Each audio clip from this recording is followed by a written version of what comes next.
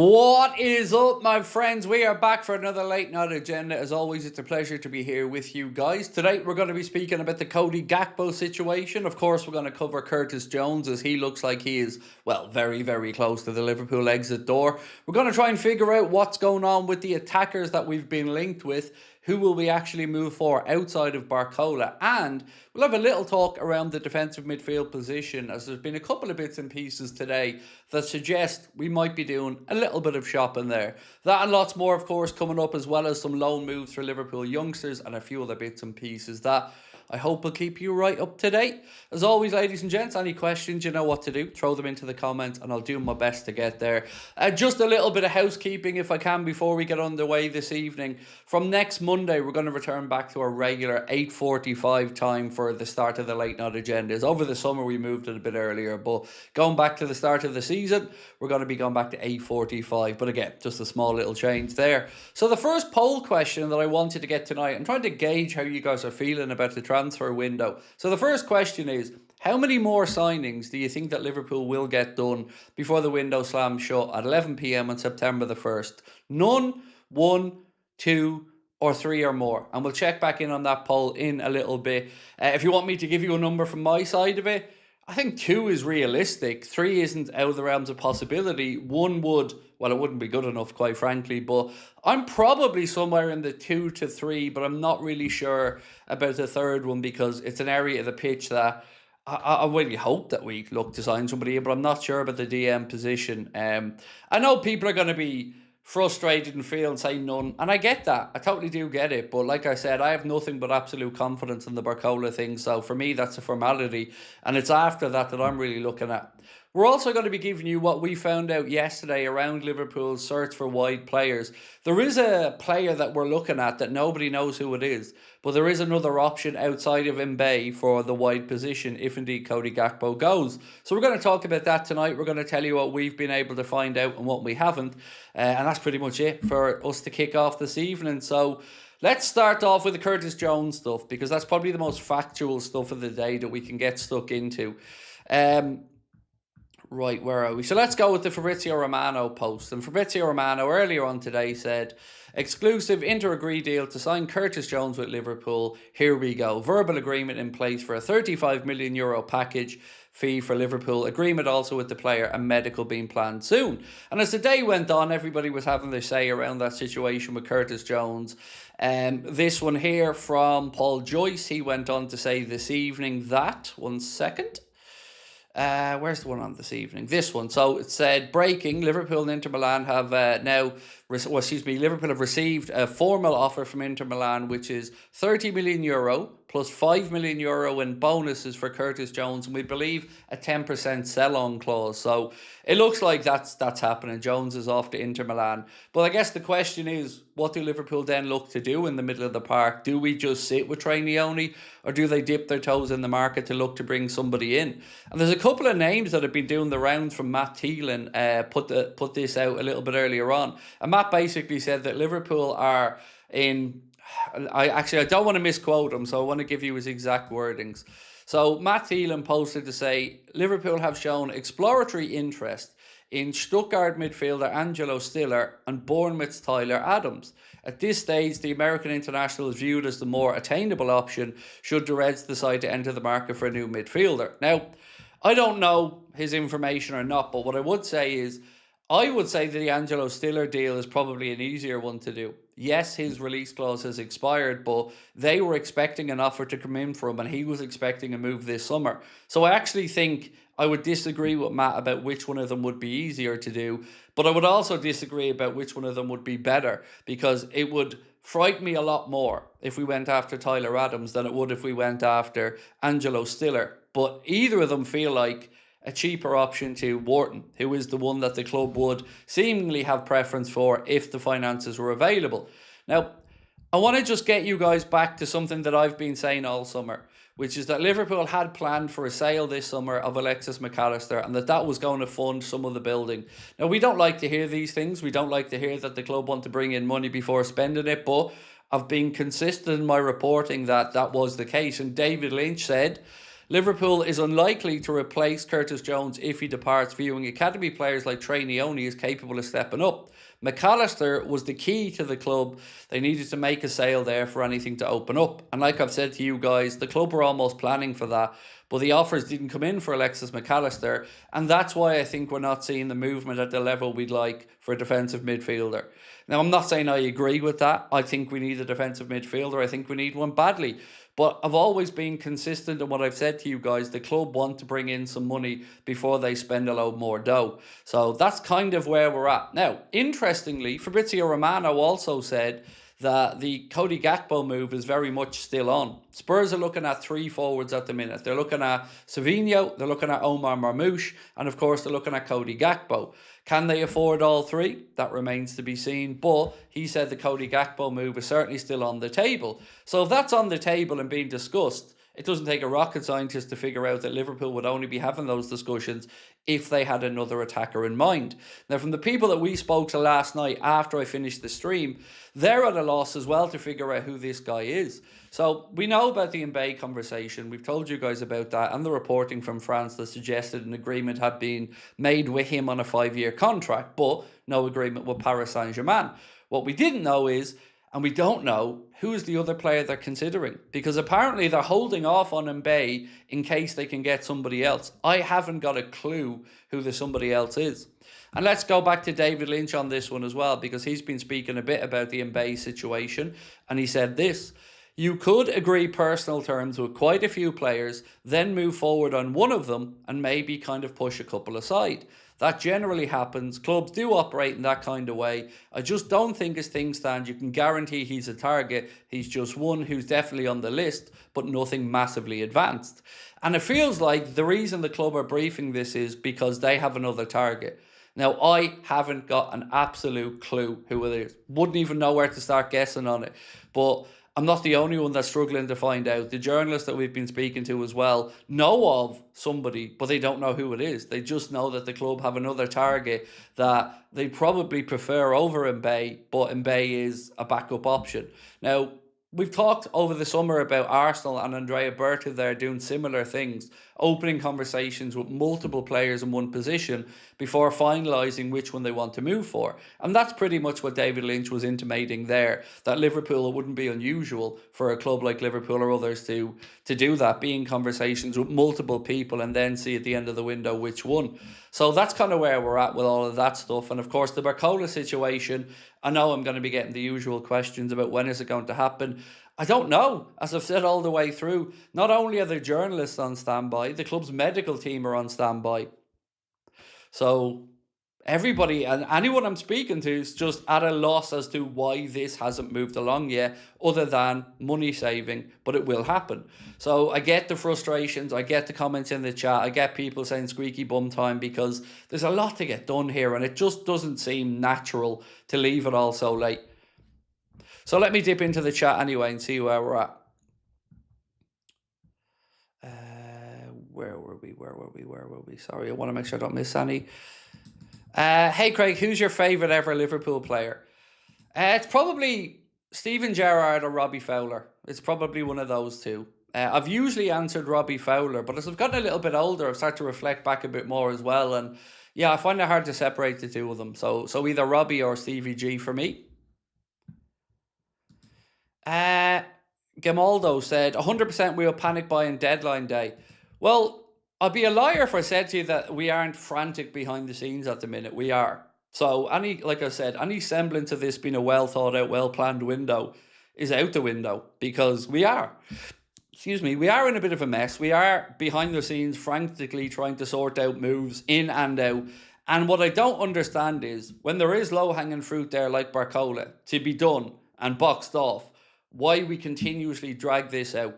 Look, we know why. PSG have a price, Liverpool have a price, and everyone's waiting to see who blinks. But you would imagine a phone call, a genuine conversation with PSG can get you to the middle ground. Because it's not going to be in their interest either to have him, training and moping around the club when everybody knows how this one all pans out. They've already got his replacements in. So why Liverpool are dragging their heels on this, I don't know. I don't know, but like nothing has changed about it getting done. It will get done. But it doesn't mean you're not right to be annoyed about it. You're absolutely right to be annoyed about it. It should have been done a long time ago. But why it is being dragged out, the only thing we can think of is to try and save more money. And again, maybe the club are looking at what they can recoup this summer, because I told you, if Gakpo was sold, McAllister was sold, that would have been a big chunk of money back in. But maybe this is, I don't know, maybe this is just delaying things. But all I can keep answering is nothing to be concerned about with BARCOLA, and everybody we speak to keep saying the same thing. But what I can tell you is the rationale behind the cheapskating and dragging it out.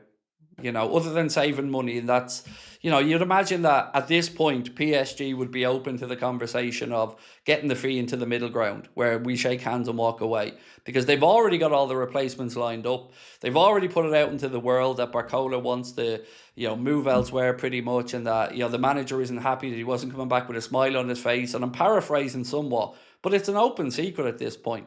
Now, the one thing that people keep asking me is, have we got any concerns about a hijack in this deal from whether it's Arsenal or Barcelona, or excuse me, Arsenal or Manchester City or anybody else? No, absolutely. He's going to be a Liverpool player, but the timing of it just feels weird. Unless there's something here that I'm not getting or something obvious that I'm missing out on, it does feel weird that it hasn't been progressed yet, but it will happen.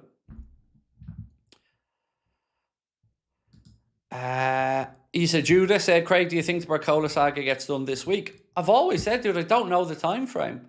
Like, I wanted it done 2 weeks ago, 3 weeks ago, 4 weeks ago. But I don't know. Only the club can answer why they're dragging their heels on it. And even the journalists who've been told to be ready, and the medical staff who are, by the way, only on standby for this deal. That's the only one the medical staff have been told to be ready for. So everybody internally at the club, externally in the media, everybody feels this one's happening, but nobody knows why the time frame is what it is. Craig, this BARCOLA saga is becoming boring. I don't know what you want me to do about it. It's not my fault the BARCOLA saga is becoming boring, mate. I'm not the one dragging my heels on it. But I'm also not going to come on and lie to you and tell you it'll be done today when it might not be done today. It might not be done tomorrow. I'm not responsible for that. And this is the problem I have every single transfer window. I get the information ends up being right, but people get frustrated that it drags out. I get it. I absolutely get it.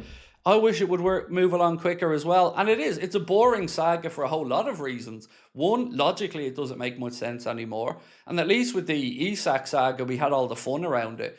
We had, you know, Luke losing his mind on social media. We had banter with the Newcastle fans. We had all of it. But this has just been meh. You know, even from a content creator's perspective, I would have much rather this was done weeks ago and we could have celebrated it and start talking about how he's going to be used, who's going to be moving where, how many games we think he'll play this season, all these kind of things. So I get it's getting boring, but I can't do anything about that, unfortunately. Brad, how are you, bro? Said, hello, just checking in. With Jones now departing for Milan, is Wharton back on the table, or are we not bothering with that? So, here's basic. I'm going to read out some stuff that I got sent last night, and I'm going to make sure I don't trip myself up. That's why I'm reading it out, because I don't want to get this wrong. But I'm going to tell you some of the stuff and how it came to us last night. So, basically, in correspondence with journalists and others, a couple of things became clear. That Liverpool are absolutely still on for the 2 PSG deals if they want to do them. That's coming from the French side of it.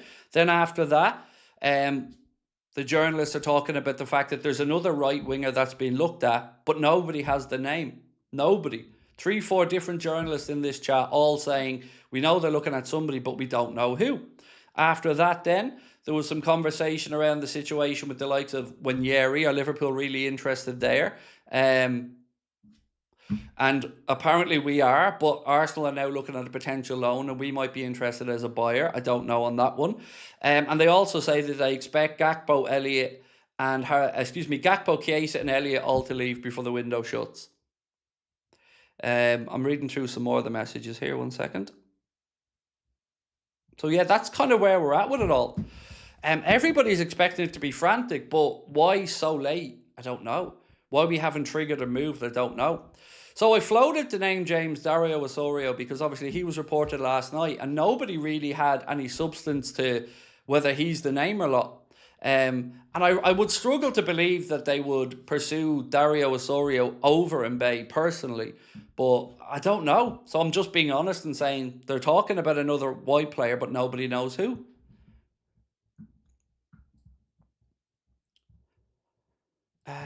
With Edwards gone and Hughes leaving, do you foresee a better transfer and contract approach going forward?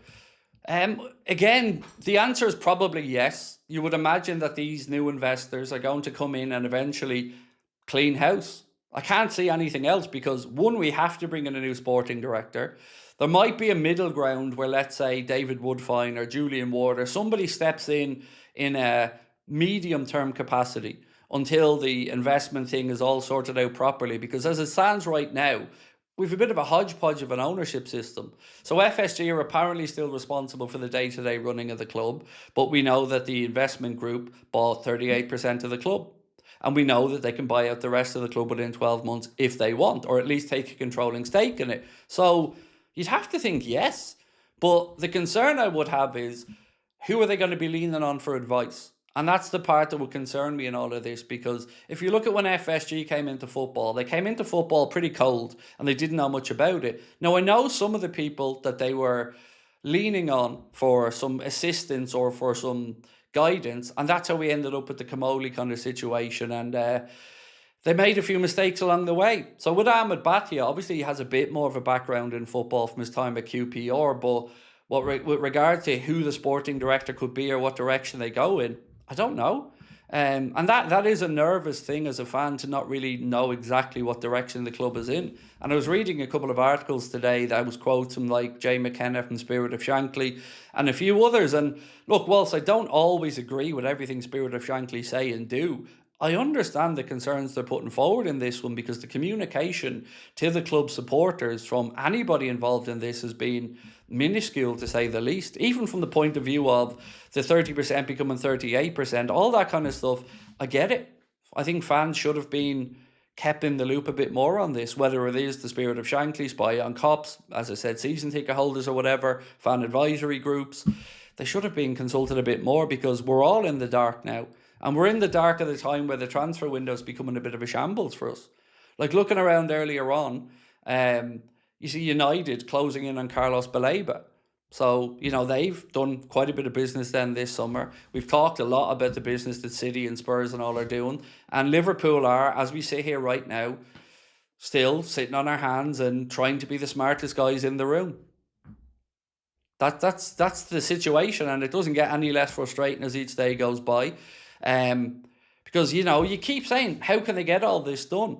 How can they get, let's say, the Jones deal wrapped up, Elliott out the door, a couple of other youngsters maybe out the door, sort out the incoming of BARCOLA, get the other right winger in, maybe sort out the deal for Cody Gakpo to leave, and then potentially look at the DM? It just feels, if you couldn't do all this shit in 11 and a half weeks, how are we supposed to believe you can do it in 10 days? So, yeah, Romano said earlier on that he expects Liverpool to be one of the busiest clubs in the world over the next few weeks. But look, all these things are just noise and talk. We need to see action. We need to see signings. We need to see fucking movement in the market. And we're not at the minute. So me, as a fan, I'm the same as all of you. I'm just at a loss to figure out why this has taken so long and what the game plan is.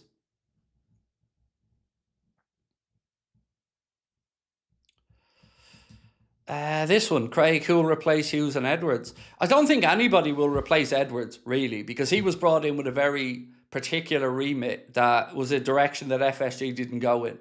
So it looks like now FSG are moving away from football as things stand, right? That's what I take from this anyway. If they're looking to exit out of Liverpool, or they're slowly exiting out of Liverpool, I would imagine they're probably going to go back to American sports and maybe something over there that they understand or can control a bit more. I don't know.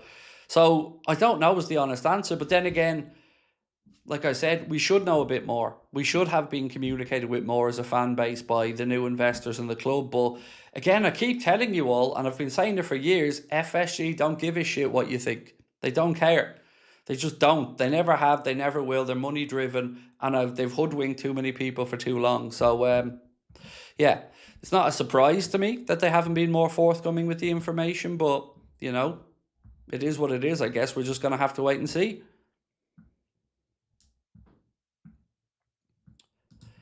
Buzzing to see Ramsey join my St Mirren team, Craig. Could he have a future at the Reds, joining a team looking to play fast attacking football? So, Robbie, I got to be honest, when I seen that earlier on, and just for people who maybe don't know what Robbie's discussing there, there's been reports today that Calvin Ramsey will be going on loan to St Mirren for the season. And I have to say, I find it a very underwhelming loan, because that doesn't say to me we're sending a player out there that we think can come in and play for Liverpool. With all due respect, he's already been at Aberdeen, then he's come down, had some loans at Liverpool. This isn't a progression in his career. So I get a little bit frustrated as a fan when I see the likes of Kieran Morrison being linked with Sheffield Wednesday. And I'm just thinking, what he does at Sheffield Wednesday won't show us whether he'd be good enough at Liverpool or not. So it almost feels like these are the type of loan deals that are just done to get them more first-team experience before the club sell them on. Because I can't see a world where Ramsey goes up to St Mirren and then comes back to Liverpool and starts playing in the Champions League. I mean, it's just a whole different kettle of fish. So I think these are the type of things that are just being moved on, and we'll see Ramsey get sold then down the line, maybe with a bit more first-team experience.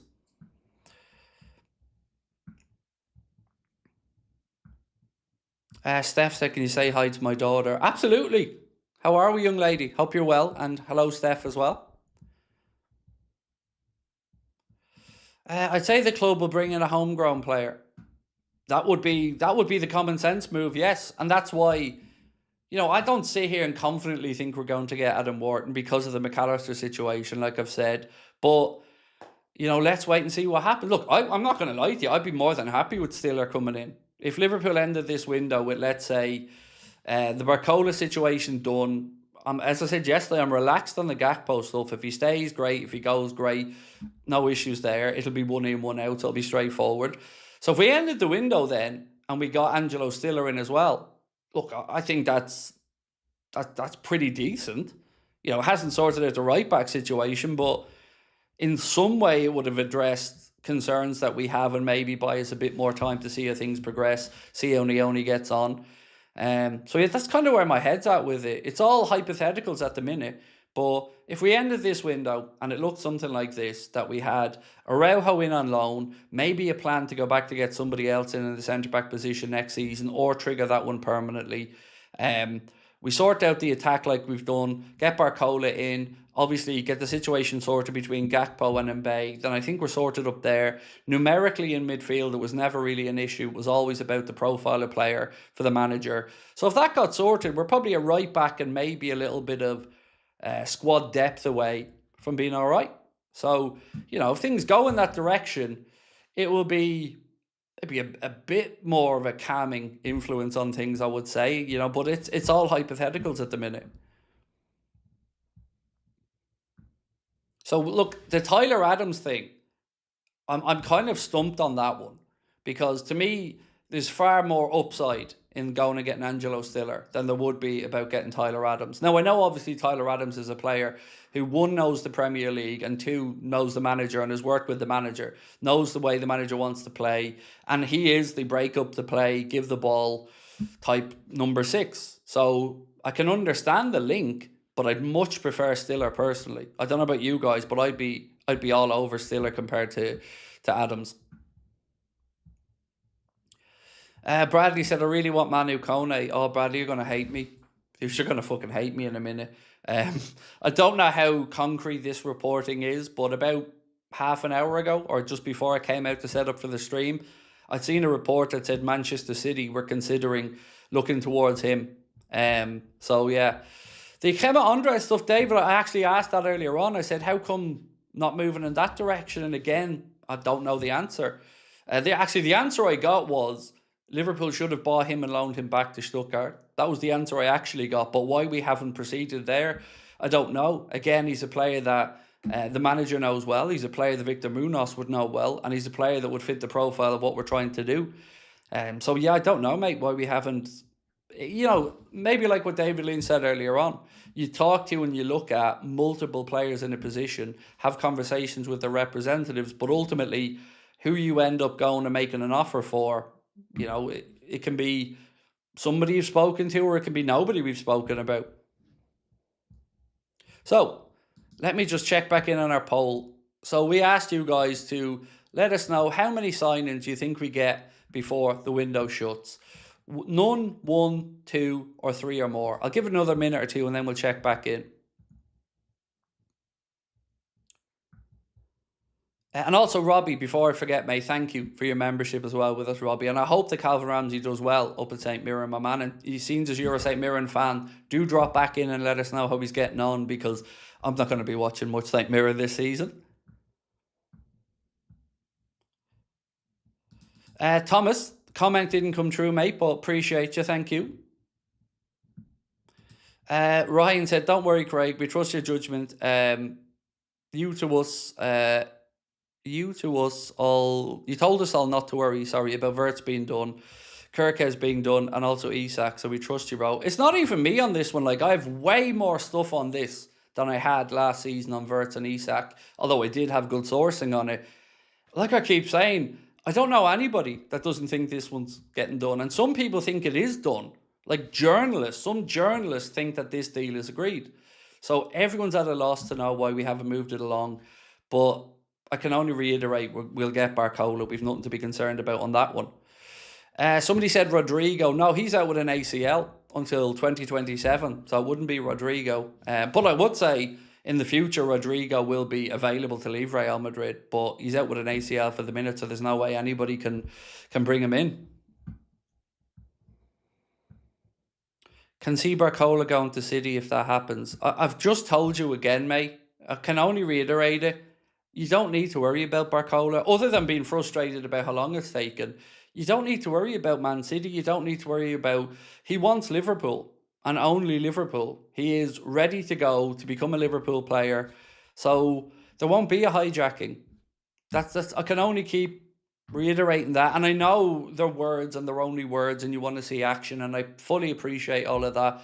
But all I can try to do is reassure you. You know, because I get it. It was Arsenal a few days ago people were worried about. Now it's Manchester City people are worried about. But what we're forgetting to say here in this is Manchester City in particular have to sell players before they can go in there to bring them back in. And this has been put up by Sky, David Ornstein and many others. So they have to move out the likes of Savinho, Omar Marmoush before they can start to restock. And we have time on our hands. And if Liverpool got any sniff that City were coming in, you'd have to imagine they'd just proceed quicker. Could Conceição be the mystery winger?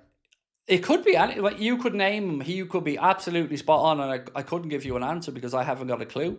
I just don't think it's Dario Osorio, because, you know, we've talked enough about him that the journalist would have a fair idea if he was the one. But he was mentioned in an article yesterday, so let's wait and see. I just don't think... Because the reason I'm saying no to Osorio is the way this has been worded and the way this has been communicated when we speak to journalists is that Mbaye is the backup option. So you would have to imagine whoever they're looking for, they feel is either more ready for the here and now than Mbaye or has a higher upside than Mbaye. And I don't know if Dario Osorio is that guy, because let's look at the level he's playing at. It's FC Midtjylland, with all due respect to them. He's done very well there. But Liverpool want their players to have had some time and be tested in a higher quality league. So that's what makes me doubtful on that one. It's very unlike us to go and bring somebody there.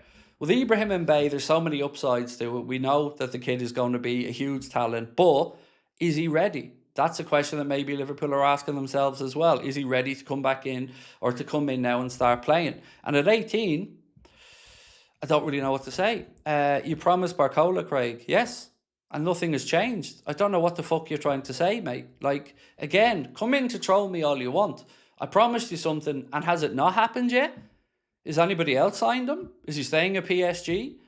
You know, I get it. You're impatient, and I understand that. And I'm trying to be a grown-up here and say to you, I understand your frustration. But I'm not wrong. And I haven't been wrong, and I haven't lied to you, and nothing has changed. BARCOLA will become a Liverpool player.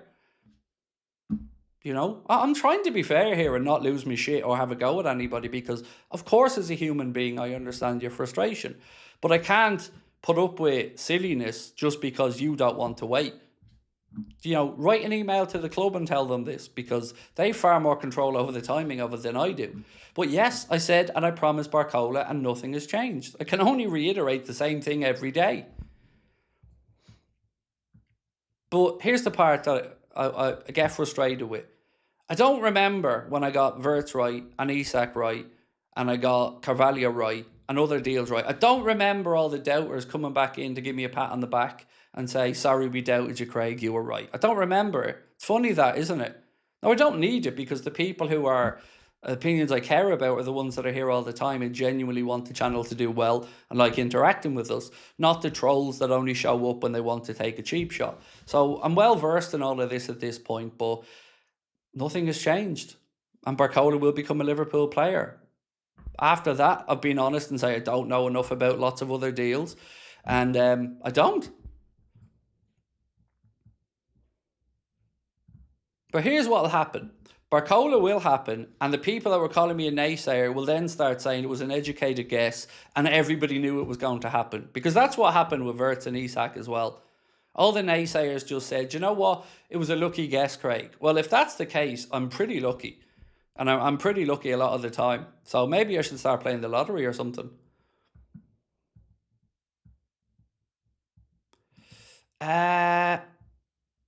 Sorry, mate, I don't... Fazil? Sorry if I've mispronounced. I'm sure I have, sir, and I don't mean to. Hey, Craig, thank you for the streams. You've got me through some tough moments, or toughest moments. Thank you, bro. I think we all help each other out in here, The stream has definitely gotten me through some tough moments as well over the years, and that's why I'm, that's why I'm so adamant that my word is important to me with you guys, because you've helped me through stuff that you don't even know about. So the idea that people think I come in here and lie to the very people who I have a lot of respect for, they obviously don't know me as a human being, because that's not the way I'm wired. But I hope whatever is or whatever was tough for you, mate, I hope life's turned around and it's a bit better for you now. But I appreciate the kind words. Oh, definitely, Sean, my man, definitely. So Sean said no Scouse player in the team will feel strange. It will. It will. It's look, it'll feel strange, but this one is nowhere near like Trent to me. Do you know what I mean? Like, Trent hurt. That one really hurt as a Liverpool fan for a few reasons. One, you want to think that he can feel he can achieve what he wants to achieve at Liverpool. So that one hurt, because he was going to Real Madrid thinking he was bettering himself. With Curtis Jones, I look at it a bit differently. Liverpool, for whatever reason, didn't seem to be on the same page as Curtis Jones around a renewal. Now, we don't know the numbers on the outside. We just don't. So there's no point in me speculating about who offered what and he was asking for too much. I don't know. But I know that there was no real conversation that was getting close to a deal being done. So the options for Liverpool then were pretty minimal. You either keep him and let him go for nothing in a year's time, or you sell him. And selling him has to be the right option. And it would have taken some of the pain away from the Trent loss if Liverpool had have brought in 30 or 40 million quid for Trent. Seeing him going for nothing and struggling to break through Madrid the way we all pretty much knew he was going to, yeah, that one still stings. But the Curtis Jones thing, I'm more intrigued to see how he gets on than anything, because he's not lacking in confidence. I think we can say that. But you do have to ask, and I think it's a fair question to ask, has he been, I don't want to say taking the easy route, but he's been in a comfortable environment, because he's been at Liverpool his whole footballing life since he was a kid. So, let's see how he gets on now when he wants to go and stand on his own feet, go over to Serie A and show that he's a player who should be playing at the top level regularly. It's up to him now to prove what he can do, but at least as a fan, we're seeing Liverpool bring in some money for him.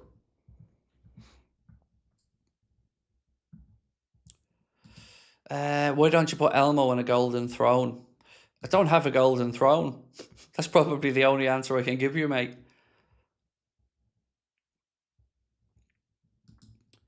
Sagan said, delay could be Liverpool not willing to hand over all the money at once, so they might be looking at to loan him at the minute.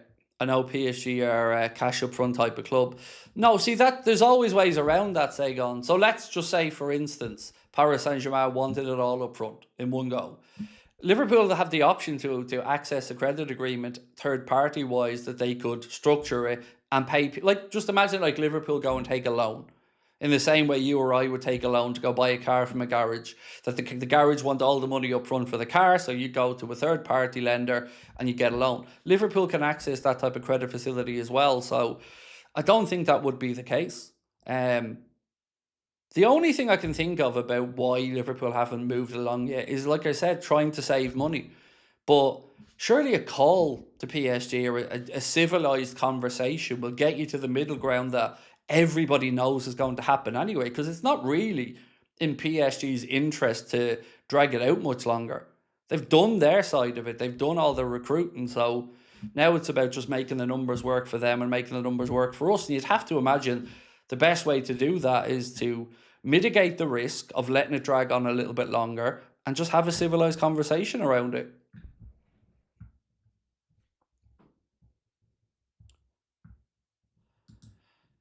What's the secret winger BLE say? Can you imagine? There'd be something I know won't happen, but it's fun to think about. Oh, mate, like, even if it was Rayan as an example, I'd be buzzing. The thing that's really stopped me getting super excited about Ibrahim Mbaye is I just don't know enough about him. You know, I haven't seen all that much of him playing football, but I know he's been spoken about as such a top talent for a while.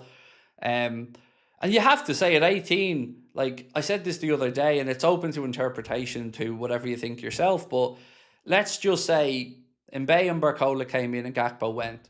Then we've got 4 white players at the club that you would consider senior players. So you'd have Mbaye and Rio, who are both 18-ish. Rio about to turn 18, Mbaye at 18. And then 2 23-year-old wingers. So not a lot of Premier League experience there on either flank in that scenario, where you've got 2 23-year-olds who haven't played in the Premier League yet, and then Rio, who's had limited experience in the Premier League, and Mbaye, who has none. But it could also go the other way. You could look at it and think they've got incredible pace. It's not Minta, mate. I see someone saying in the chat, Minta's out injured for 2 and 3 months, so he won't be able to pass a medical or play. So it isn't Yankuba Minta. You don't even have to take my word on that. You can just search Brighton Minta and you'll see he's out for a few months. So not him. So yeah, I'm unsure. The Gakpo thing, let's just go back to what Romano said, because I want to just start it from there. And then I want to talk about the Hopometer, which sounds a bit weird, but Fabrizio Romano said, rumours that Cody Gakpo's Spurs is off isn't true. The deal remains absolutely on. And he said, if Gakpo leaves, Liverpool will sign a top target, BARCOLA, +1. So it feels like Romano definitely still thinks there's life in the situation with Gakpo. Now, I wonder if yesterday people were putting 2 and 2 together and coming up with 5, assuming that Liverpool aren't going for Mbaye, therefore the Gakpo deal must be off. And it certainly crossed my mind because I mentioned it a lot of times last night, but without having the intel on it, it's hard to really say. So I'm kind of just leaning into what Romano's saying there, and he seems to think the Gakpo deal is still on. So if the Gakpo deal's still on, well, we would only allow that to happen if you had the replacement ready. That's what makes it all intriguing but nerve-wracking at the same time.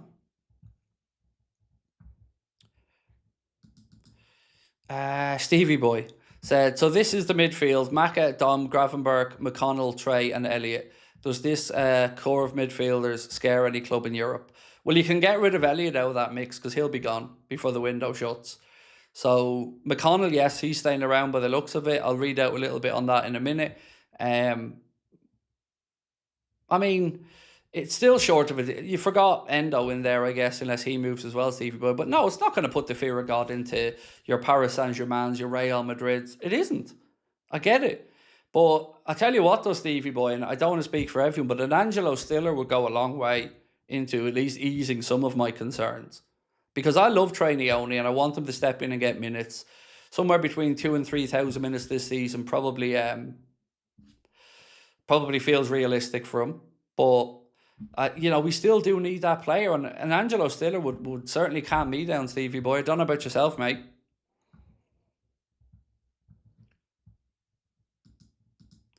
Right, let's end this poll because I wanted to ask you about Angelo Stiller and Tyler Adams. So how many more signings do you think will get done? 40% is the most voted for answer.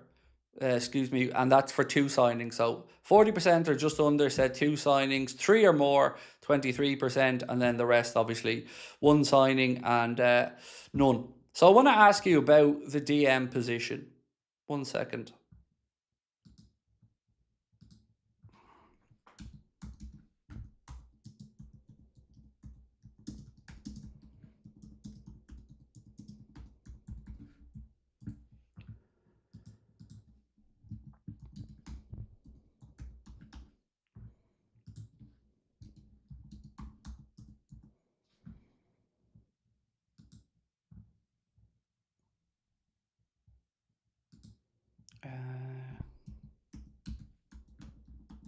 So, who should we sign from these?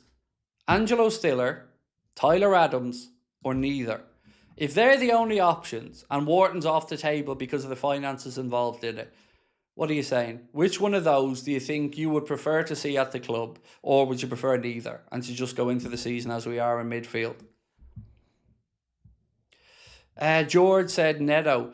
Look, Dave Davis, I think, on Anfield Index talked about Liverpool. Look, Neto would be a relatively straightforward conversation to have for a few reasons. One, the agent George Mendes and his guest a few agency is one that we've done plenty of business with and would have an open channel of communication with.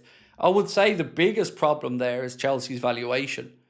You know, the rumours that you're seeing is 75 to 100 million. And there's no world that I think Pedro Neto is worth 75 to 100 million pound. None. So, again, I don't think that would be the one that Liverpool are looking for because, you know, if you got Mbaye in there for, let's say, 40 million pound, that's 35. You'd pay for Stiller with the difference between those two there. So that's why I don't think it's Neto, although he is apparently a name that's an option for Spurs. Or LFC said, "Hey Craig, I'm German and I know a bit about Stiller. He's a great passer and gets compared to Cruz, but a big downside is that he's not. He has a huge pace deficit, and especially in a press that could cost us." Yeah, I mean, thank you for sharing your thoughts. By the way, I do appreciate the insight from somebody who watches him quite a bit. Um, he'd probably just have to sit in front of the back four, in all honesty, and to break up play. But it's all about balance in the midfield, and I don't think we'll get the balance we need with the personnel that we have at the minute. So somebody like an Angelo Stiller, whilst again maybe not perfect, at least gives Neoni time to develop and gives us the profile of a player in there that knows how to play the position. Tyler Adams, look, that would be one that you could imagine Iriola looking at and saying, well, I know this guy, I know all about him, he knows my system, he knows what I want, Premier League tested. It's just, I don't know if I'm being a snob about Tyler Adams. That's the honest answer. I might just be being a snob because that isn't the sexiest of names. But that's why I wanted to put the poll in to see what you guys are thinking.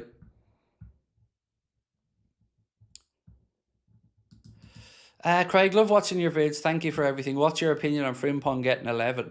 Oh, Jesus, no. No. That would do my head in for so many reasons. Number one being a winger has to have 11. And if I'm being really snobby about it, I think a left winger should have 11. No. Frimpong can't be getting 11. 11 has to be going to a BARCOLA or somebody of that ilk. No. It's too big of a number to be handing over to Frimpong for me, mate. But intrigued to see how he gets on because the last game I thought was probably one of the best games he's had in a Liverpool shirt so far, although it was just a pre-season friendly. It's fairly safe to say it looks like he'll be starting against Newcastle on Sunday. But no, I don't think it's likely because again, let's say what happens then again with all the kids who've had their Frimpong shirts bought and stuff like that. It just doesn't feel a good fit more than anything for me with a number 11 and him.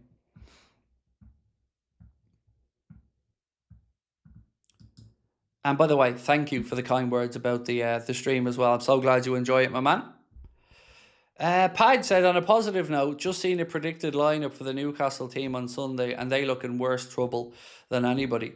Yeah, I have to say that I definitely do feel like we might be getting them at the right time. If there is a right time, because, you know, if you go in with too much cockiness, this can bite you in the ass, but it definitely doesn't feel like they're prepared for the season. You know, we have our own doubts about whether we're fully prepared or not, but they look in worse shape than we do.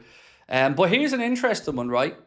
I think this was done by The Athletic, but there's a 2026-27 Premier League Hope-O-meter, where fans of each club have given their feelings about the season ahead, whether they're optimistic or they're pessimistic. And this surprised me, folks, because Liverpool fans, we're at the very bottom of this table. We are the most pessimistic about the upcoming season of all the 20 Premier League clubs fans that were surveyed. That really is crazy. 58% of Liverpool fans said that they're optimistic for the season, but 42% said they're pessimistic. Now, if you go all the way up to the other end of the table, Leeds fans are at the top.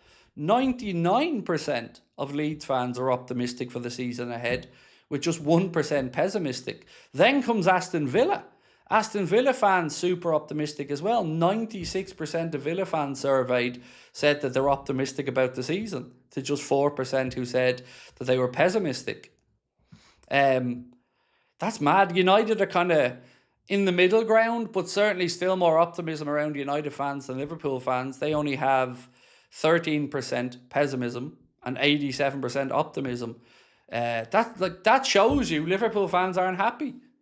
And how could we be? Because the window hasn't been good enough. So I absolutely understand why my fellow Reds are a bit pessimistic about the season ahead, because it doesn't feel like it's been a well planned out summer. And it's being articulated now in polls and surveys.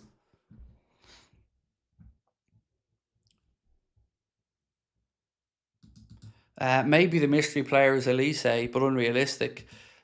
I would say the only world in which it could be Elise, and again, like you said, super unrealistic, definitely don't think it's possible. The only world I can see where that maybe hypothetically becomes possible is if the new investors want to just come in and put their balls on the table, so to speak, and go, yeah, we're here now. This is how we're going to be moving. But again, I don't think so at this point, for lots of different reasons. One, Bayern wouldn't have time to get a replacement. Two, that type of deal would probably take a long time to figure out. And I don't see it. I wish we were all happy and we found out it was Elise, but I just don't see it. And the Arrow said, Craig, my guess would be Rayan as the mystery guy. I haven't a Scooby else who winger mark is the greatest. Look, Rayan in one way would make sense, but in another way, it would cost probably over 100 million quid. So you're kind of into the unrealistic territory there again with regards to figures. The situation with Mbaye is pretty straightforward. It's a 50 million euro deal if you want them. And in the long term, that's going to look like small money. So the word coming out that maybe Liverpool, like what David Lynch said, that maybe Liverpool are just communicating with multiple parties and Mbaye is an option, but maybe not one that they're as happy to pull the trigger on.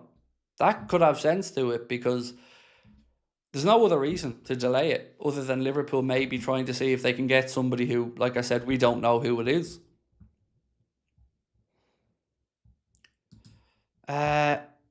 Ryan said, I hope FSC are not lashing Andoni under the bus. Well, they're not making his job easy.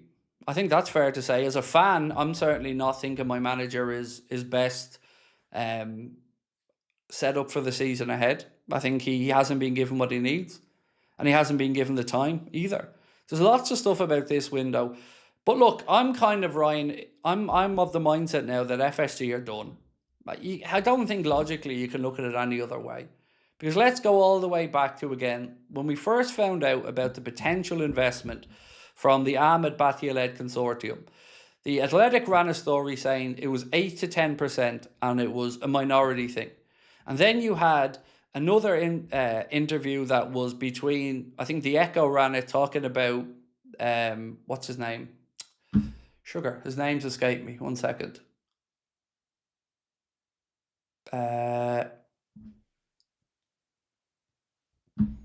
Sorry. Christian Purslow, sorry. Then you had Christian Purslow saying that it looks like it's going to be a passive investment and they're going to come in and not look to take control of the club and the day-to-day operations and all that kind of stuff. And then all of that is pretty much bollocks, because then we find out that it isn't 8 to 10%, it isn't even 30%, it's 38%, and there's a mechanism in there that allows them to take control of the club within 12 months at a set valuation. So I don't think it's speaking out of turn to say that it looks like that's what's going to happen. that whether it is in the 12 months or whether it's a little bit, and a little bit, they're going to look to take control of the football club, and they're going to look to ease themselves into it and run it. You don't put in 2 billion quid to be a passive investor, and that's what they've put in. So FSG have got that money, and if the consortium want to take over the club, they know they can do it, and it's in their hands. So it just goes to show you, all these in the know people around the club had fuck all on this. They were all wrong but what they were saying, and all the experts that they were speaking to were wrong, and we've all been a little bit hoodwinked on it because, you know, there's been no communication about it to the fan base or to the season ticket holders or to anybody.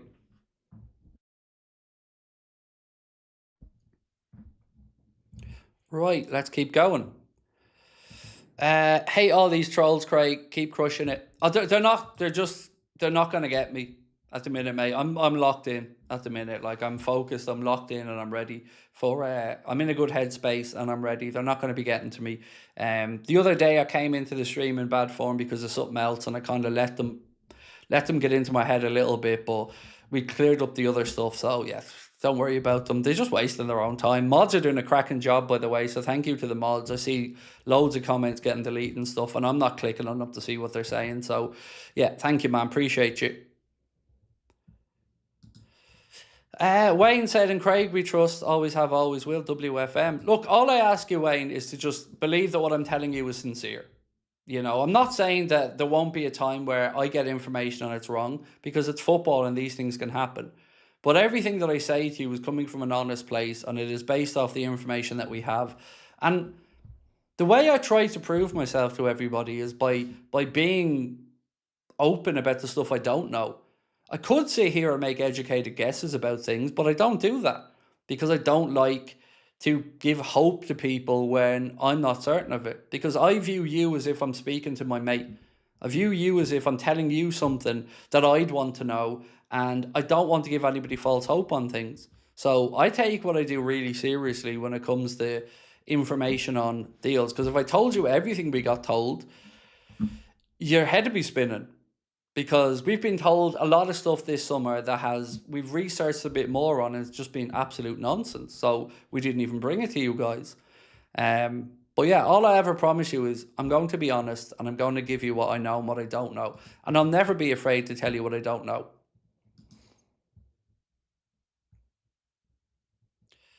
Not everyone in the comments is going to agree with you, mate. I'm guessing if we don't, we get blocked. See, Nick, again, it's just sad, Nick, you know. People disagree with me all the time. We had a conversation last night where I was wrong about numbers on something. Somebody mentioned it in the chat, and I came in. Do you know what gets you blocked, Nick? Being an asshole. That's what gets you blocked. That's it. You come in and disagree with me respectfully, and we'll have a conversation. No problem. This is about opinions. I'm in the opinions business, mate. It's fine. I'm not that soft that you disagree with me and you're blocked, mate. I am of the mindset that if you come in and disrespect me or the chat, there is no coming back from it. Because that's a minimum. And that should be a minimum in life. I don't disrespect anybody in here. I come in here and talk to everybody with sincerity, openness, and warmth.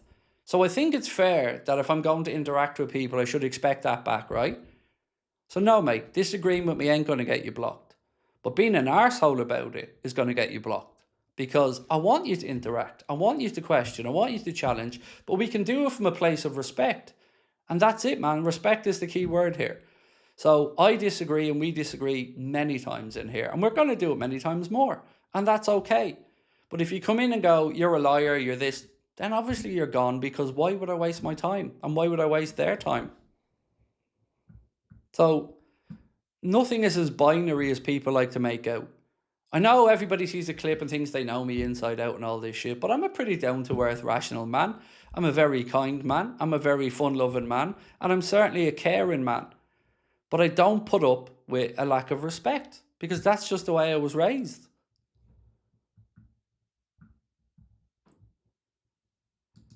Stevie Boy said, how good was seeing little Isaac fly over to see Mo and his new club? Absolutely loved it. Oh, mate, melted my heart. I actually just got a chance to watch it maybe 10 minutes before I started the stream. And then I seen the post from Isaac Carney as well.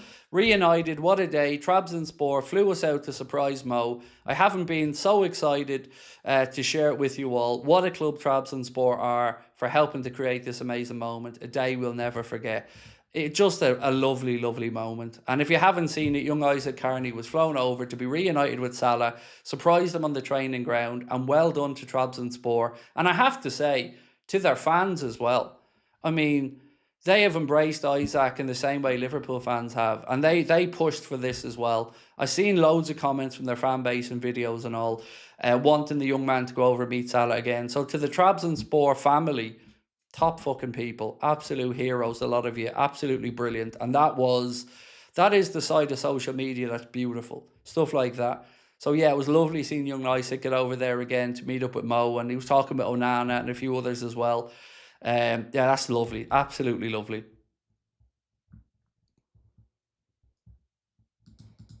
Andrew said, "Hey Craig, hope you're good. Thoughts on Jones for 35? I mean, with the situation that we're in, with the contractual situation being what it is, it probably feels about right. Like, what would Curtis Jones be worth with 2 or 3 years left on his contract? Well, I guess they're probably two different numbers.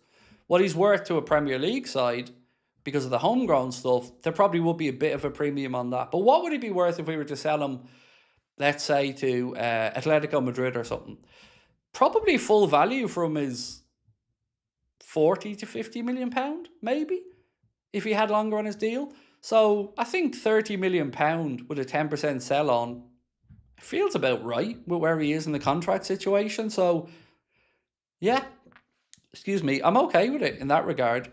Would have preferred that, we got more, of course, but I don't think we're having our pants pulled down or at, and it feels like it's pretty realistic.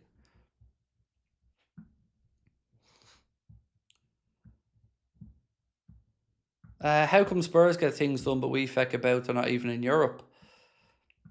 I guess you have to talk about the journey though and where Spurs are at.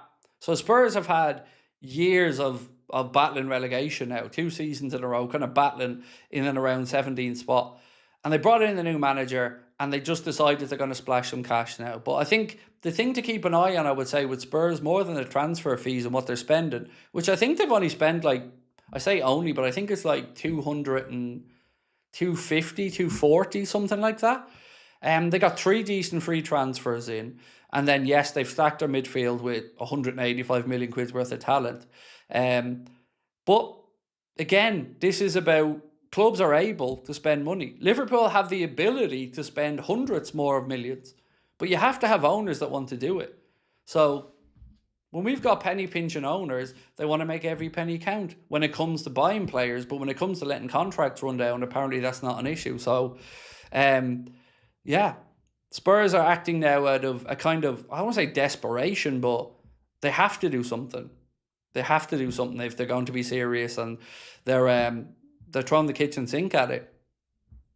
So that's why they're doing what they're doing. And for us, look, I don't know, mate, because we know what we need. We know what we need to compete. But the only answer as to why we're not getting it done is FSG, FSG, FSG. That's the answer. It'll always be the answer because FSG are cheap and FSG don't give a fuck. So that's my go-to response, because I believe firmly that that's the answer. Liverpool could drop 300 million quid more this summer and not fall foul of any type of financial worries with regards to the day-to-day running of the club and stuff like that. It's a conscious decision that they run the club the way that they do. We have ability to spend more, but it feels like we're just trying to be the smartest guys in the room again. Trying to hold out to save 10 million quid. But here's a question that I'd like to ask. What is the each day or each game that goes by where BARCOLA isn't ready to play, what's that worth to the club, or what might that cost the club? Is it worth saving 10 or 15 million if it's going to lose you a league place or two, or, other positive things? It's, yeah, I don't understand it and I don't agree with it. Mash Blend said, how are you? I'm trying to be optimistic, but Craig, I don't know. I struggle to be optimistic, mate. in the short term, I think we're going to have a bit of an up and down season.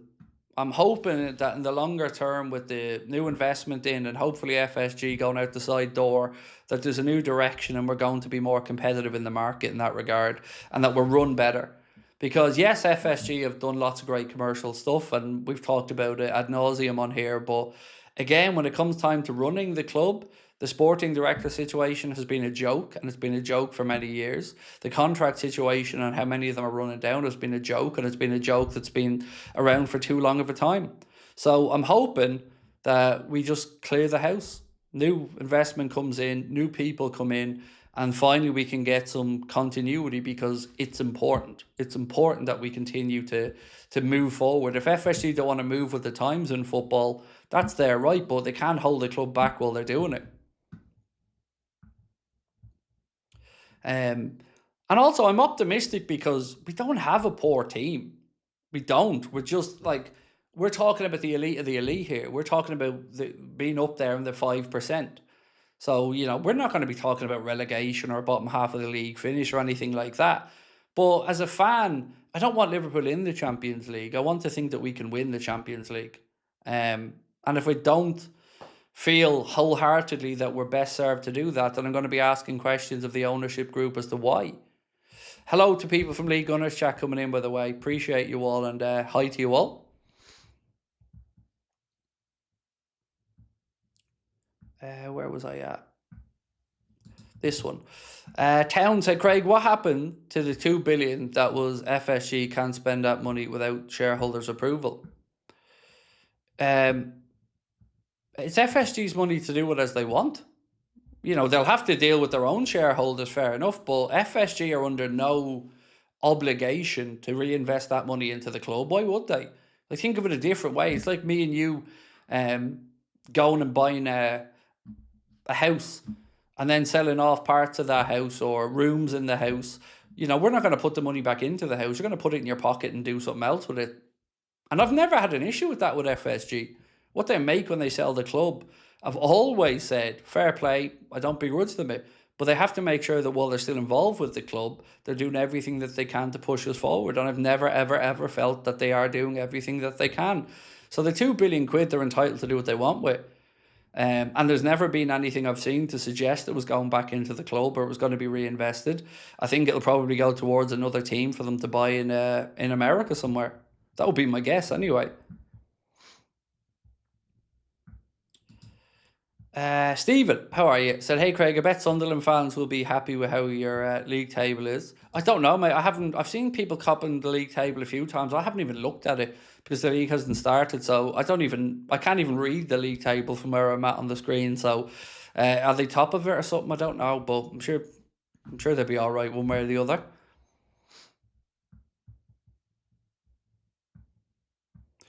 Craig, I have to ask this league table, why is Sunderland first? The league table is done off a set of API that has nothing to do with us. So the league table adjusts automatically. So whoever the data provider is that the company that we use are working with, you'd have to ask them that question, because we have a package that all this stuff updates for us automatically. Same with goals and yellow cards and all that kind of stuff. So your guess is as good as mine, mate. Why Sunderland are top of the table, I don't know.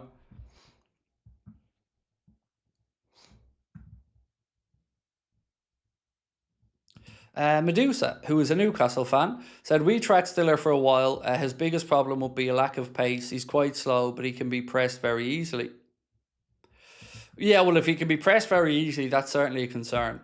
When we looked at a player from Stuttgart over the summer, the one that was being brought up to us was Kema Andres, who, of course, played with Victor Munoz back in the Real Madrid youth team days. I think they won the treble together back there or something.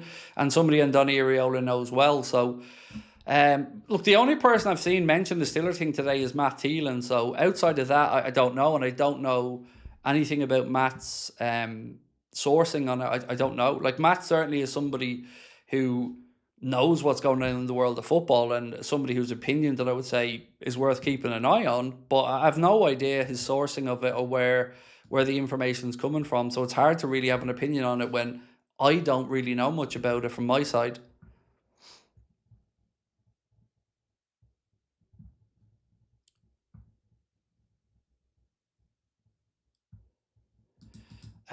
When are Leone and Bradley expected to return? Is that what we're likely not signing a centre back and right back? So there's a couple of. Let's start with a right back situation. It seems like October/November, based off what James Pearce and some other people were saying for Conor Bradley. But as always with these things, you wouldn't want to put a firm date on it because anything can happen on the road to recovery, a twinge, a secondary injury, something. So it seems like for Bradley, October-ish, November, or maybe it was late September, October, but a while away. But again, nobody can be definite on it. Now let's get into the centre-back part of what you've said. Is Leone why we're not signing a centre-back? No. And I want to correct a common misconception that I've seen put out there by a lot of Liverpool fans, and they're usually the ones that are trying to defend FSG. Any preconceived notion that Jeremy Jacquet was the Canade replacement is the height of nonsense. Think about it logically. We agreed the deal back in January when we were still trying to get Canade to stay. So Liverpool wanted Canade to stay, and he didn't, but they'd already got the deal for Jacquet. So he wasn't brought in to replace Canade. The club are just hoodwinking people into thinking that that's the case because it justifies them doing fuck all. But ultimately, we're still that centre-back short that we always were. And as we sit here right now, they have allowed Canade to walk out the door, and all they've done is bring in a loan player, which we're not paying a loan fee for, who took a reduction in his wages to come in, and we have an option to make permanent. So don't ever let anybody try to manipulate your thoughts by telling you that the situation with Jacquet was the Canade replacement. That is the height of bullshit, and it's quite simply not true. And it's that type of narrative that allows FSG to get away with this shit, because it's just simply not true in any way, shape or form. If Canade agreed a new deal, then you'd have Jacquet and Canade at the club now. But because FSG are cheap, you don't have Canade at the club and you haven't brought in a long-term replacement. That's the honest answer with it. So to get back to when Leone's back in, again, hard to put an exact time frame on it. And this is one side that I will always say I understand the club not giving out much information on. Because as much as we don't want to really say this, we are talking about people's medical records. We are talking about the private medical information. So whilst we as fans are eager to know, you have to think about that side of it as well. The club have a duty of care to make sure that the medical stuff is kept private, because it is someone's personal medical history at the end of the day. So when will he be back? Probably October-ish, somewhere around that.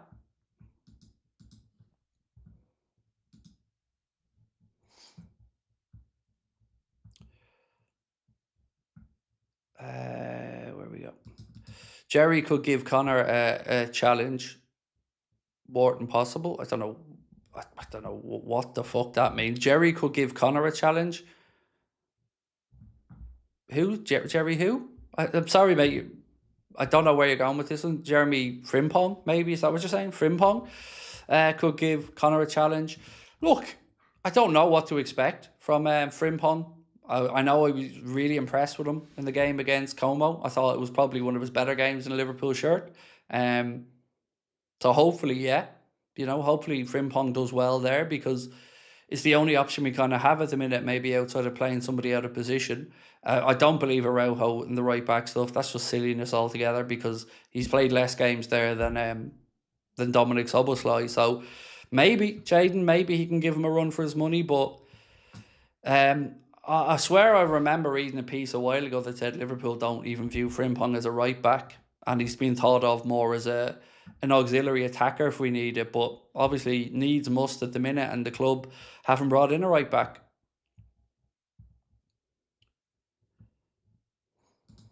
Bransfield said, "Hey Craig, just dropped in. What's the news on BARCOLA?" Well, I never said there was news on BARCOLA. It is as we were with BARCOLA. So there isn't any news, mate, unfortunately. Journos are on standby. The club's medical staff are on standby. Nobody seems to know why we haven't kicked it along yet, but nothing's changed around the confidence level about it. It's one of these things that we probably won't remember in 2 months' time, but right now to us it feels like it's really frustrating, and understandably.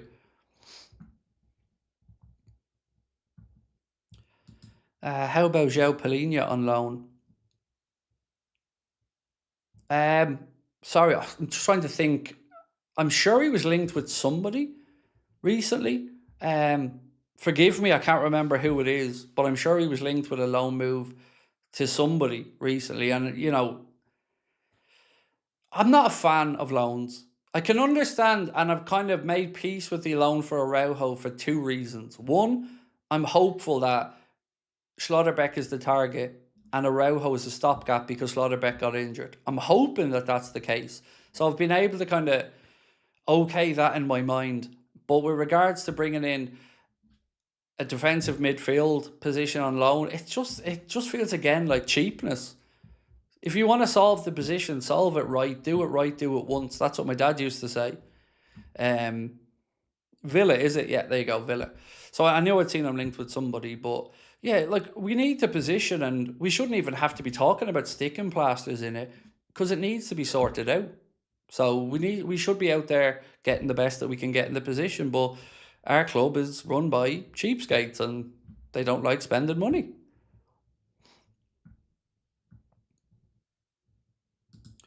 Elk said, I don't know if Ben Stiller can play. I know he'd be give it the full blue steel in the middle of the pitch, you know. Player running by him in midfield, and then Ben Stiller just gives him the, and that's it, game over. So what I mean? He's just, and then he goes to the Derek Zoolander school for kids that don't learn good or whatever it was called. Unless we're bringing him in to open Derek Zoolander Centre, they are for kids who can't read good and want to learn to do other stuff good too. Maybe, yeah. At least that would give us some fucking logic, Elk, right? Because there's not been a lot of logic to the transfer window so far, so at least there'll be logic involved in that one.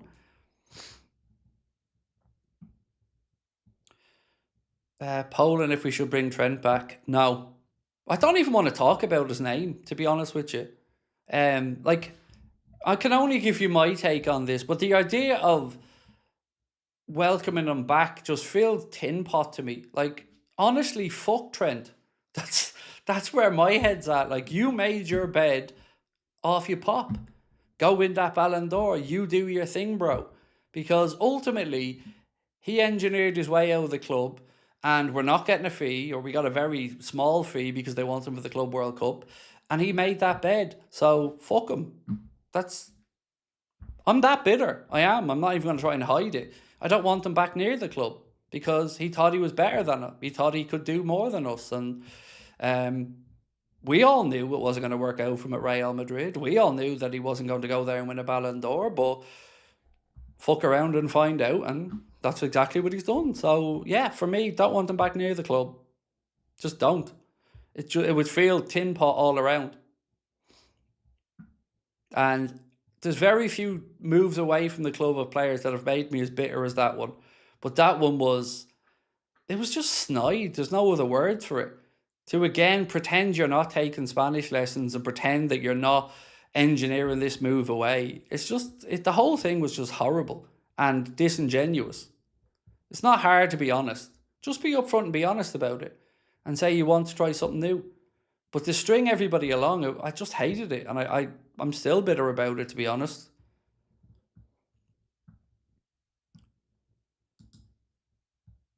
Winieri, links are a disgrace. They want to release a roundtable explaining the shambles of a window.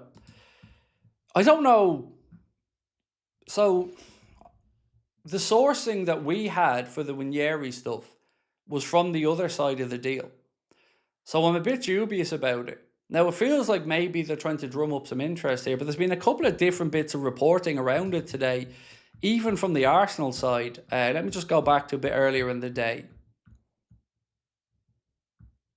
So, first up, Sami Mokbel of the BBC said, Arsenal decide to prioritise loan offers for Ethan Neri before the transfer deadline. Acknowledgement the teenager can leave to play regular football, but the club want to avoid losing him permanently. So that was one bit of reporting. But then there was the Athletic Football, who said Arsenal CEO Richard Garlick says the North London side would consider selling Ethan Winieri and Miles Lewis-Skelly, but are not actively looking for a move. The CEO also said it was only a matter of time before Mikel Arteta signs a new contract. So a football CEO doesn't say that we would consider selling them without being open to selling them. Now, of course, he has to put in that we're not actively looking to move them out part, because that would be like admitting you're desperate and people will come in and lowball you. So they've got to kind of acknowledge that, yes, we're open to a move away, while at the same time, it's not saying like we're assuming the position, lube up or ready to go, so they have to be somewhat um, ballsy about the situation. But I don't know how it works out. I don't know if Liverpool are going to look at it realistically. I don't have a clue.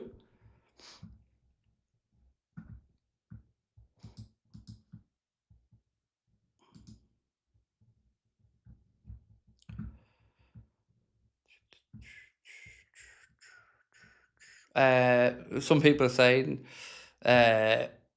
you wouldn't know you were still bitter mates. Look, I can't. I told you, I'm only ever going to tell you the truth, and I'm not going to sit here and pretend I'm happy about that Trent situation. I'm not. But then again, how could you be?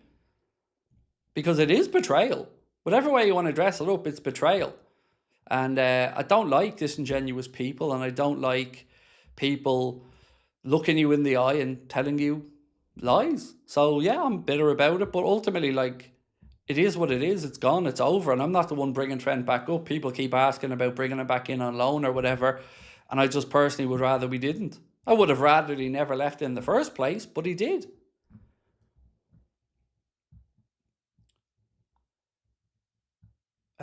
Just joined. Can you give me a quick recap? Um, I mean, I'm still kind of working through it. There's not much to recap really, other than the big news that we kind of got over the past 24 hours was that the club have looked at Mbaye, might still trigger it, but there's some other winger that nobody seems to know who it is, but that we are actively looking to get. So it kind of makes a couple of things likely in my head. The Gakpo move is still on, according to Romano, and if that's still on, then you have to surmise that Liverpool are going to bring in another attacker.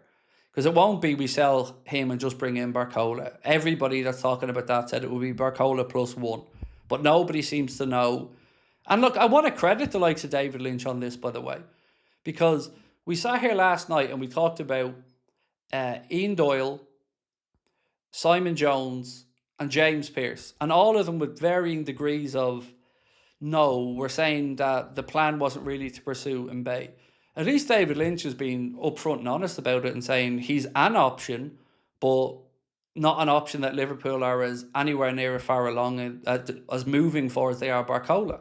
So I'd love to find out. I'm trying to find out who the other the right wing player is, but I don't have a breakthrough on it, nor do anybody that I've spoken to. Everyone's scratching their heads trying to figure it out. But again, the Gakpo situation could be one to keep an eye on, because if Romano says that he still thinks that deal is on, you'd have to believe that he has information that suggests Spurs still want them. So if Spurs still want them and we're actively talking about him, and we told you guys the other day that Liverpool held meetings with Richard Hughes, Cody Gakpo's representative, and some Spurs officials at the London offices, or in London anyway. But we don't know what the ins and outs of that was. But there's been plenty of stuff. If you go all the way back to the start of the summer, there was talk about Gakpo moving even then. And there was some suggestions that maybe with Slock gone and with Rio coming through, that Cody felt like he wasn't going to get as much game time, or he wasn't going to be the senior player that he probably feels he should be. So this isn't new, and this is why I'm not at all surprised to see the links come up around him. But I just don't have the info on it outside of the stuff that Romano and others are saying, which is that Spurs want them. But we wouldn't even contemplate selling him if we didn't have somebody else to come in. So it will be one in, one out if Gakpo goes, but who that one in is, everybody's kind of in the dark on at the minute. Maybe Mbaye, maybe somebody else entirely.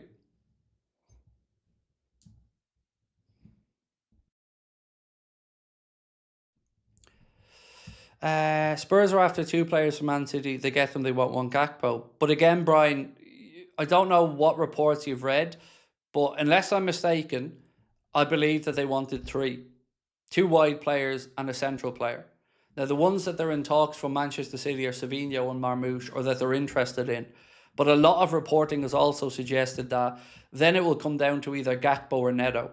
So I'm not saying you're wrong about them being interested in two Manchester City players. They are.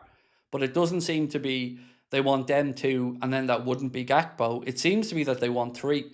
2 wide players and a central player.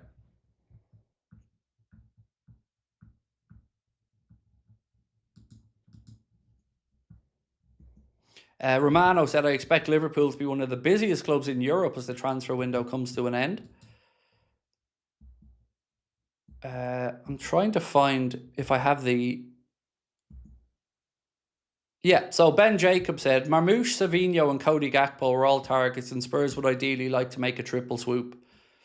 So, you know, Jacobs was reporting it. I think Sky ran with a story as well that said they want 3. And also, Manchester City will have to get replacements in before they sell them. So they're kind of at the behest of City as well there to some extent. Rodrigo's out with an ACL, Smithy, mate. It won't be him. Rodrigo's out for until, I think, the first quarter at least of 2027, if I'm not mistaken.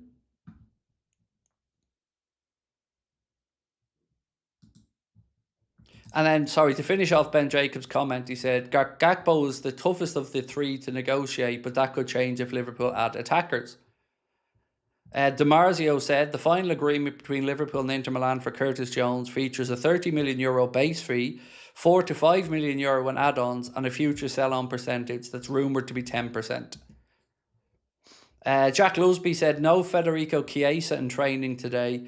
Liverpool obviously open for a sale at the right price, but no info on whether his absence was linked to a move. And I have nothing on that either. I couldn't even guess as to what's going to happen there. Lewis Steele's reporting said Luke Chambers will not be going out on loan unless there's a really good offer from a really good club. Then there was reporting also from Lewis Steele that said James McConnell's loan move to Preston has been kiboshed, for now at least, by Liverpool in the last couple of days, despite regular game time being promised. He was told by Iriola he's part of his plans after impressing in training, and there will be minutes there from in the first team this year. McConnell had a meeting with Richard Hughes, who stressed that there is no official pecking order in the midfield, so both Nioni and McConnell can push for minutes.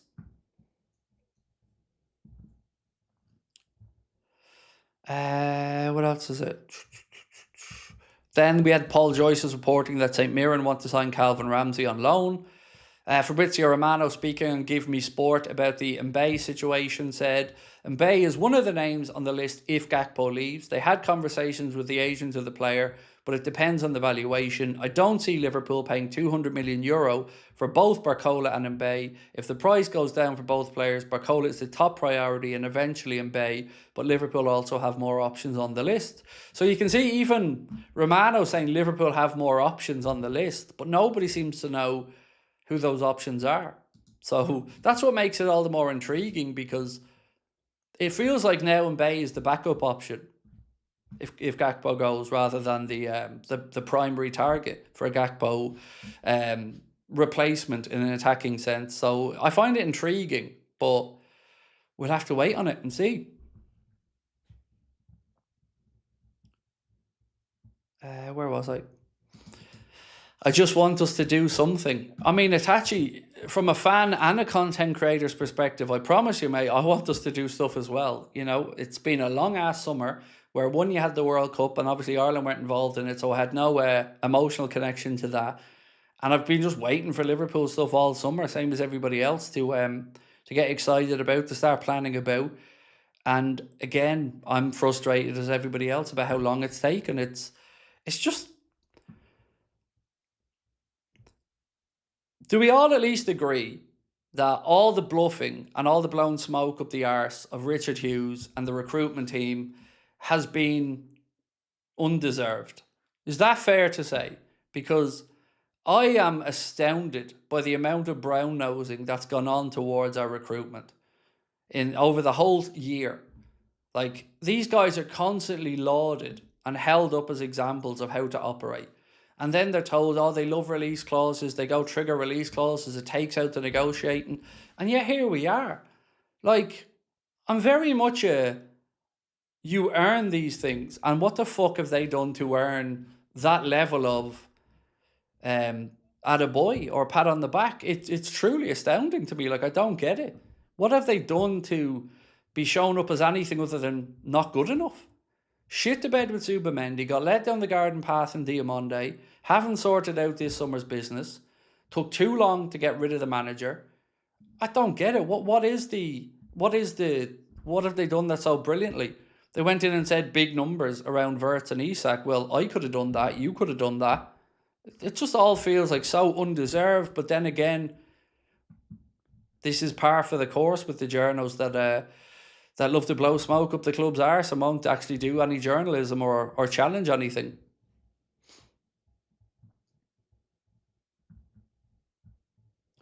What about Rafael or Nico Williams? Well, Rafael, one, I hope we're not interested in because I don't think he's anywhere near good enough. Nico Williams is an interesting one. It interests me for a couple of reasons. One, if there is a club, or maybe two clubs, that I think could lure him to the Premier League, it would be Liverpool and Arsenal. And it isn't anything really to do with the traditions of either club, it's the coaches. So both of them have good connections and good links and good sources in that area. They're both from Basque people, so they would both, or from the region. So I think you could absolutely sell the virtues of the move in either club to somebody like a Nico Williams if you're Andoni Areola or you're Mikel Arteta. And he also has a release clause that I think, and again I think, stands at 90 million euro. The problem that I've always seen around a move for Nico Williams is more the wages, because he's on a very good wage at Athletic Club. And they're able to do that with their players because they don't really pay many transfer fees.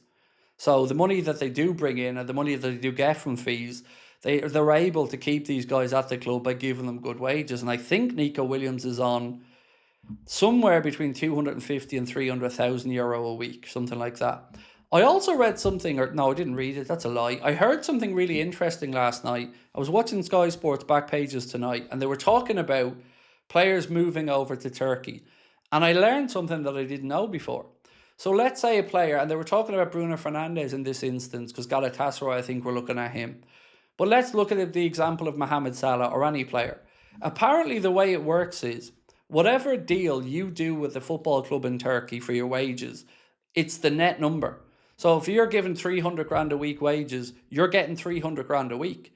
And then the club do a deal with the government on the tax side of it.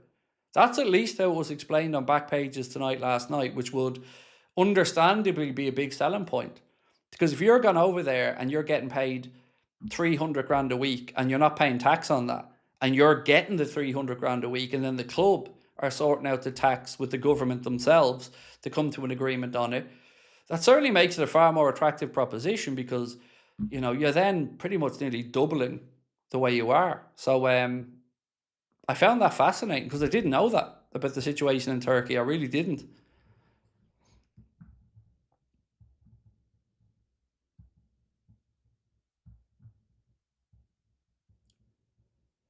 Haley, oh, good to see you in the chat, Haley. I hope you're feeling a bit better today, Haley. I did reply back to you in the chat last night, but yeah, I hope you're feeling better. We took Nunes for granted, Craig. No, we didn't. He was just shit. That's like, I'm not gonna even dress this up. We didn't take him for granted. He's just not very good. You know, he got great work rate and stuff like that, but ultimately his job wasn't to put the ball in the back of the net, and he wanted to seemingly do everything but that. Hit the post, hit the crossbar, put it wide, miss sitters. Yeah, no, we absolutely didn't in any way treat him badly or anything. He just wasn't good enough. And it's been proven out again because he's gone to Saudi, failed there. So, yeah, he's just not very good. That's the ins and outs of it, unfortunately.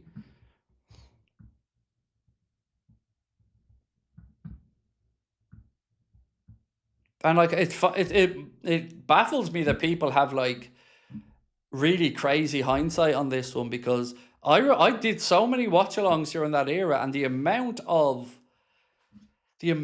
frustration towards him was one that I've not seen from many players provoking fans before, and I was definitely one of them as well. But he was a really easy guy to like in some ways as well, Darwin. Like, he just had a presence about him. He drew you in. He was somebody that provoked emotion, good or bad, in you.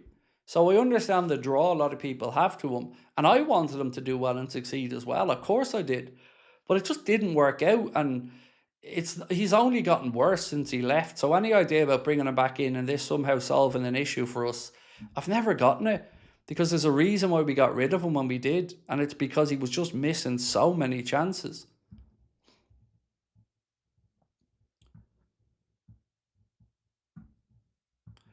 When Yeri's an 8 or 10, not a winger. Well, you might want to tell the football world that then, mate, because he's listed as a winger, but, you know. Have a look on his Wikipedia page, mate, and then go have a look on footy transfers and all. He's listed as a wide player or attacking midfielder, from what I was remember reading yesterday anyway.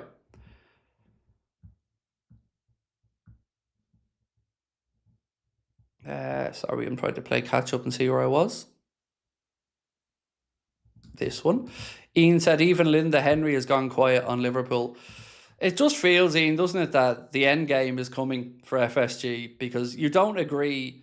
If you're serious about wanting to keep a club and not letting ownership of it go and not giving up your majority share or the running of the club, you'd never agree to a clause that allows the people that are buying in to buy you out at a certain valuation. You don't agree to that unless you're open to moving out.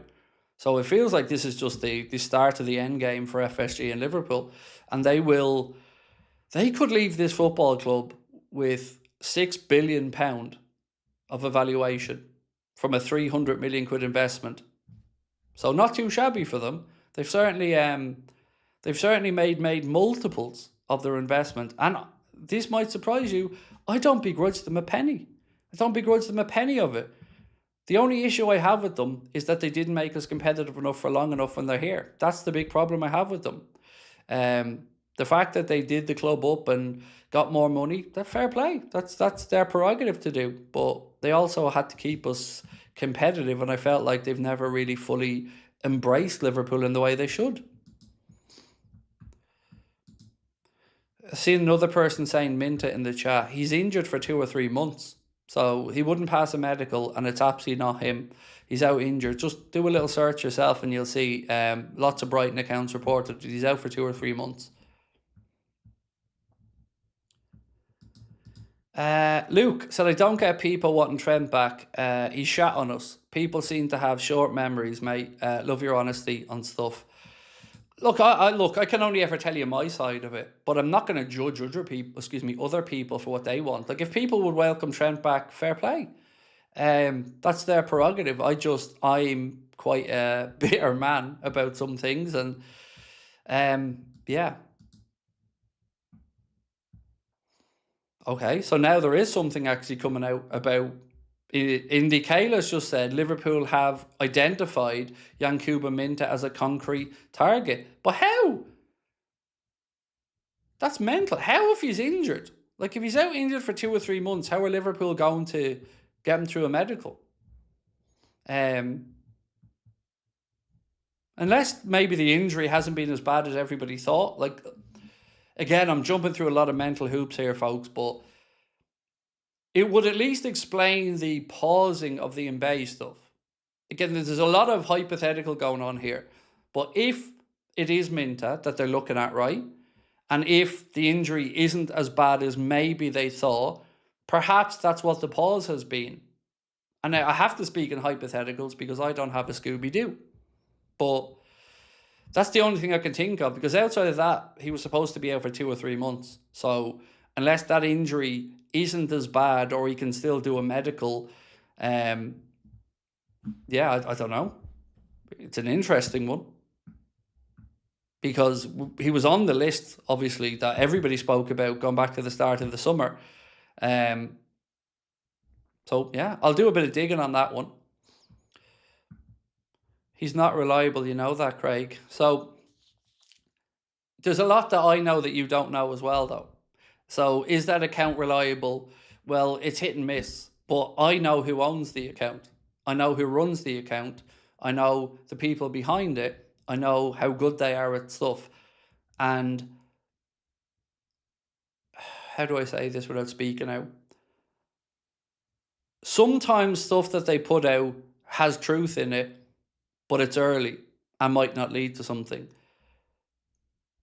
And look, I can't say who runs it because I don't want to spoil somebody else's gig. So, but I know who runs it. And I will say that to just bat it away as an account that makes shit up is actually pretty unfair to the people that run it. Although it was, always a parody thing.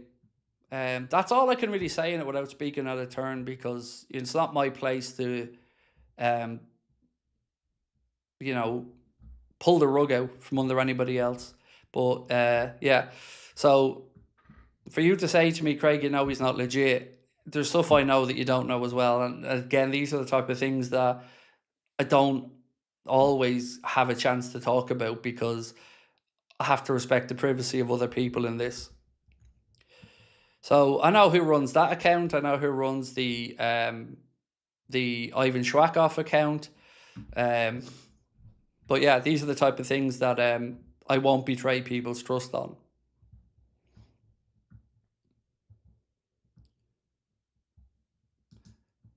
Right, so we asked, who would you sign from these, Stiller, Adams or neither? And with 42%, the most voted for answer was Stiller. And yeah, then it was neither at 37% and Adams at 21%. Yeah, I'd probably have agreed. I'd probably have voted Stiller either over Adams and certainly over neither.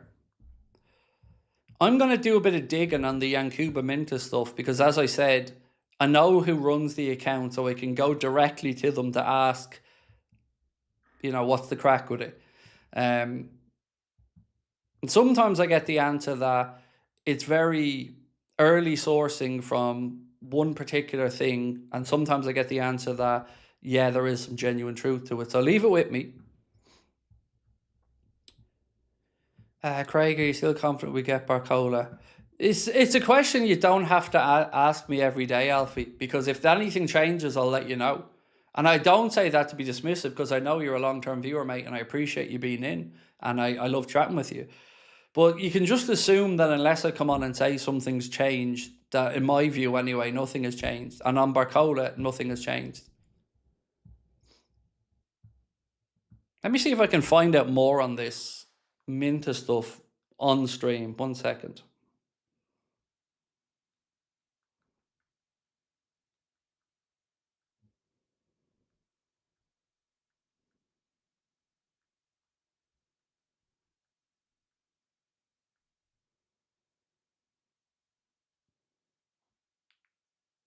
So if I get a response on that, I'll get back to you in a second. But I just basically asked, what's the crack with the Minta stuff?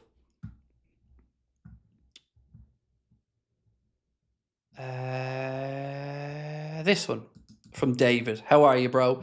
Evening, Craig, and our lovely community. Gutted about Jones leaving, because, like me, he's a Scouser, but it's better to cash in now before he goes for free. That's kind of where I'm at with it as well, David. Yeah. I wouldn't have any issue if he extended and he stayed at Liverpool. That would have been sound as well. But yeah, I'm with you. Better to get something at this point than lose him for nothing. Who do you think the new sporting director will be? It's really difficult to gauge, Kieran. If FSG were staying at the club, I'd probably go down the David Woodfine, Julian Ward, maybe. But with the new investment coming in and then maybe eventually taking over, I don't know. I don't know what their network is, who they'd be talking to, what way they want the role filled. Like it's there's so much uncertainty that it would be impossible to even hazard a guess.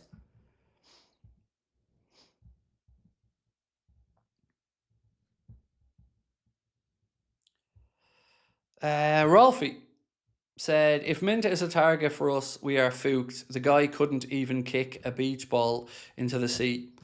Well, I've made no secret of the fact that I don't want Yankuba Minta at Liverpool, Rolfie. I've said this all the way along. And well, to be fair, I've said I don't want him to be the Salah replacement, but if he's a secondary player brought in after somebody else, I'd understand it. He has potential.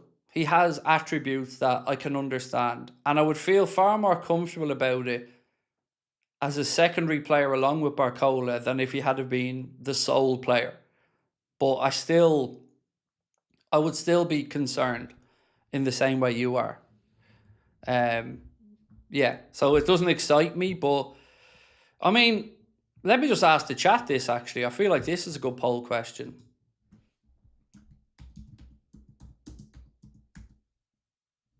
One sec.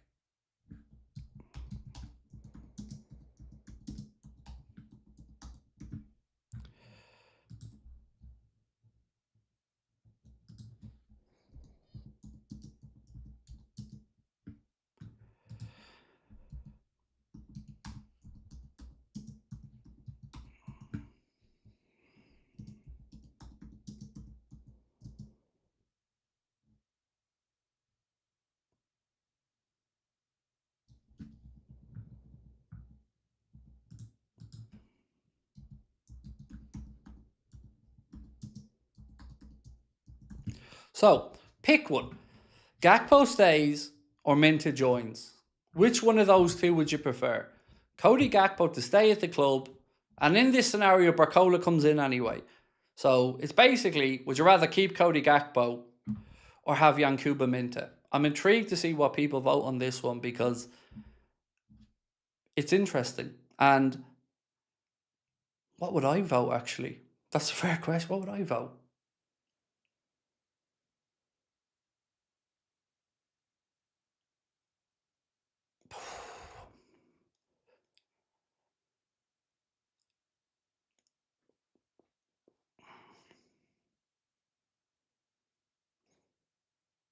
I think I'd be tempted to say keep Gakpo. Because at least with Gakpo, we have experience, versatility, and somebody who does chip in with the goals and assists. And I'm not overly sold on Minta. So I might edge to the Gakpo one. With Mbaye, I'd probably be far closer to saying Mbaye, even though I don't know enough about him. Yeah, I probably would click the Gakpo one for me if I was voting in it, but I wouldn't do it with any level of confidence in my decision.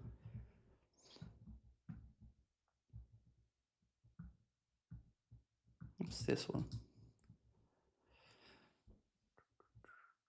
So Romano said, always said since the end of June, two wingers, Savinho, Neto and Gakpo, one central striker, Marmoush or Jackson are the main options for Spurs. So again, reiterating that the Gakpo thing is still possible.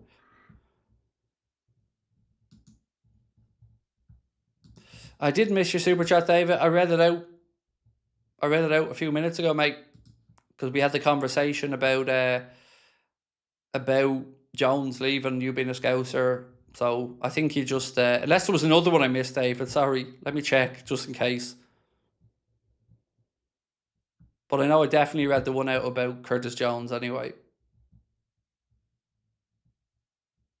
Yeah, I don't see another one, David. So unless it was a different one that I missed, I did do the Curtis Jones one, my man. D-Thug said, it'll be a shame if we don't get Mbaye, kid's a star. Yeah, it does feel like, I have to say, mate, it does feel like this should be a fairly straightforward one for them to decide upon because I feel really comfortable in saying that while I don't know if he's ready for the here and now yet, as an investment in a footballer, I feel like 40 million quid for Mbaye will only go one way value-wise, and that's upwards from that point moving on. So it feels like a very reasonable deal financially for a potential big talent. So yeah, I kind of agree with you. Although I will be open and say I would have a limited understanding of him, the amount of people I know that do rate him so highly would make me feel like it's a very realistic price point.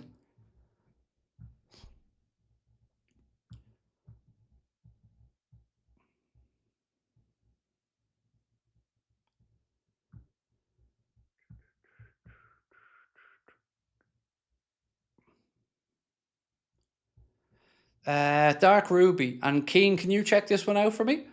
So Dark Ruby said apparently Plettenberg has reported Liverpool are going to hijack the deal for Baleba. Has he? I don't know.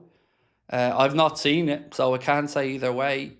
United were 60 million the last time I'd seen earlier on that they were closing on a 60 million quid deal. I'm sure I have it here on Sky. One sec.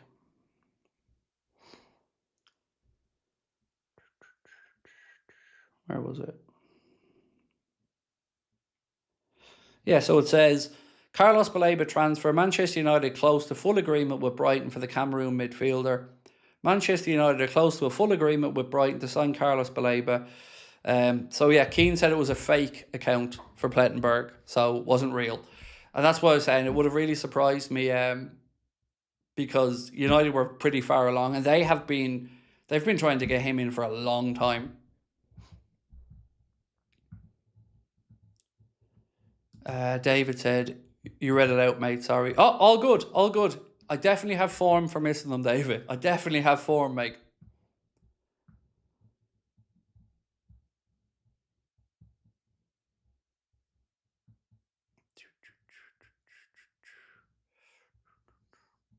If I'm guessing, an educated guess, I really feel like Liverpool would have went for Wharton if they'd have sold McAllister. But they didn't get the money from McAllister. So then logically, if you're Liverpool, you have to look to extend McAllister to protect his value. And that's where I feel we're at. I feel in a world where everything had went away, maybe the club thought this summer, they would have sold Jones, sold McAllister, and sold Gakpo. And then they would have brought in BARCOLA, who they still will bring in, another wide player, and probably Wharton. But the fact that we didn't get the big sales makes me feel like that's why we won't see the DM, because we didn't generate enough money. And it's been widely reported for a long time that the club were open to selling McAllister. But like I've always said to you, you need three parties in any deal: a selling club, a buying club, and the player. And we can all be open to selling somebody, but if nobody comes in and puts their money on the table, what can you do? And Liverpool seemingly haven't gotten the offers from McAllister, so that's where we're at with him.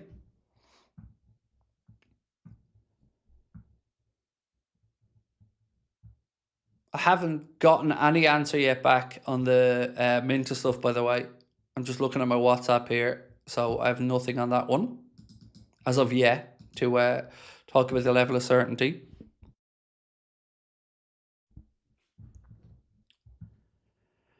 Right, if I can ask a couple of little favours, folks. Firstly, if you can, hit that like button for me. We're only 31 short of 1,000 likes, so if you can, that would be hugely appreciated. Also, a little bit of a shameless plug for the website, AnfieldAgenda.com. We hope you're home for everything Liverpool Football Club related.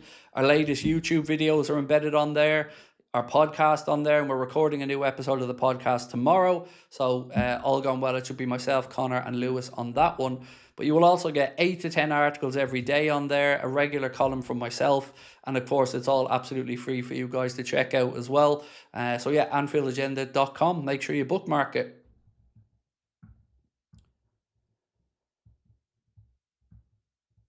Yes, Craig, how are you, mate? I'm sorry if you didn't understand what you meant, but is it there a mystery right winger that the club are after but no one knows about? Yes, but then the Yankuba Minta name came out later on this evening, and that came from IndieKayla. And I know IndieKayla is a parody account, but I know the people that run the account, and there's certainly credibility to them, the people that are behind it. But I'm trying to find out more on it, but I haven't got the answer back just yet. I'm hoping that I do at least before the late video. But yeah, there was another winger that everybody was saying that Liverpool were pausing for to have a look at. And look, if you look at the time frame of it, if Minta isn't as badly injured as was initially feared, hypothetically, you could see how the timing of it worked. That maybe they were waiting to see what the story was there before going and pulling the trigger on Ibrahim Mbaye or something like that. So if they really wanted to go and get this guy and they thought, oh, he's injured, we won't be able to get him, maybe something has changed there that they think, okay, maybe we can get him now. So that's why we hang off. But again, there's a lot of guesswork going in on that, because we know they're after another right winger, or they're at least looking at another right winger, but we don't know who. Who's the mystery winger? Well, it wouldn't be a mystery if we knew, would it? It's JB. If it wasn't if I knew the name, I wouldn't have put the word mystery in. I'd have just told you who it was. And it wasn't just me. Like multiple journalists that we were in conversation with, all scratching their heads trying to figure it out. And that's why I'm trying to get to the bottom of this Minta stuff from IndieKayla to see if there's any truth to it or not.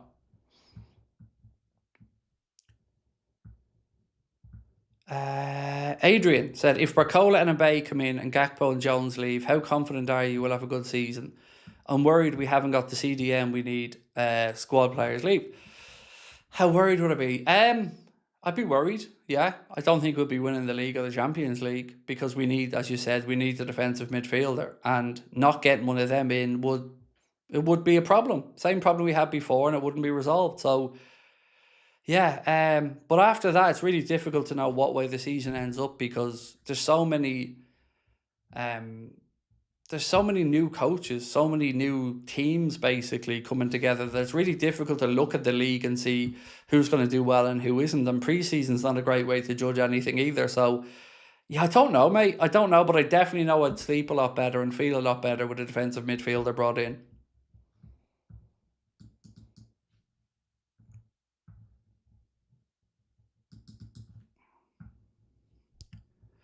Endo can still do a job, in my opinion. Well, the club have let it be known that he's available. So, I don't know how it goes with Endo. I don't know if anybody does come in, but the club has let it be known that he's somebody they're open to offers on. People forget about Munoz, Barcola, DM, and right back now. I don't think anybody's forgetting about him. But we still need two on each side. So it's not that anyone's forgetting about him. We just need to have two on each side. And at the moment, we have one on the left, two on the right, and that's it. So we still need the other players. So if Barcola comes in, we will then either keep Gakpo or sell him, but nobody's forgetting about him. We just don't know what to expect or when he'll be ready, because remember, he's only had limited preseason minutes to this point as well. So it's very difficult to really know when to expect Munoz to be dropped in or when to play more regularly. But I don't think anyone's forgotten about him. I think it's just a case of we still need to make sure we've two for either side.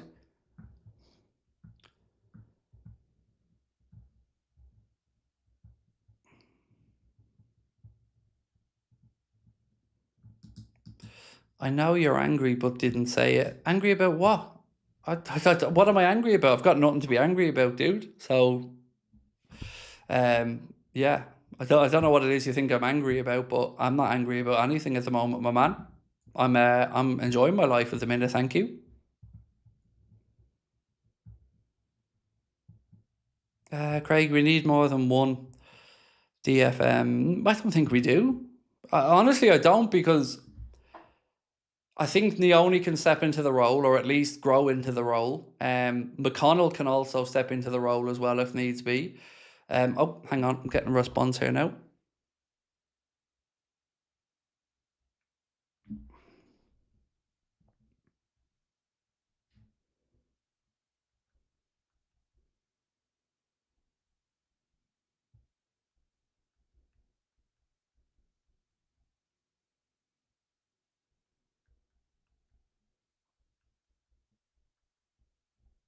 Sorry.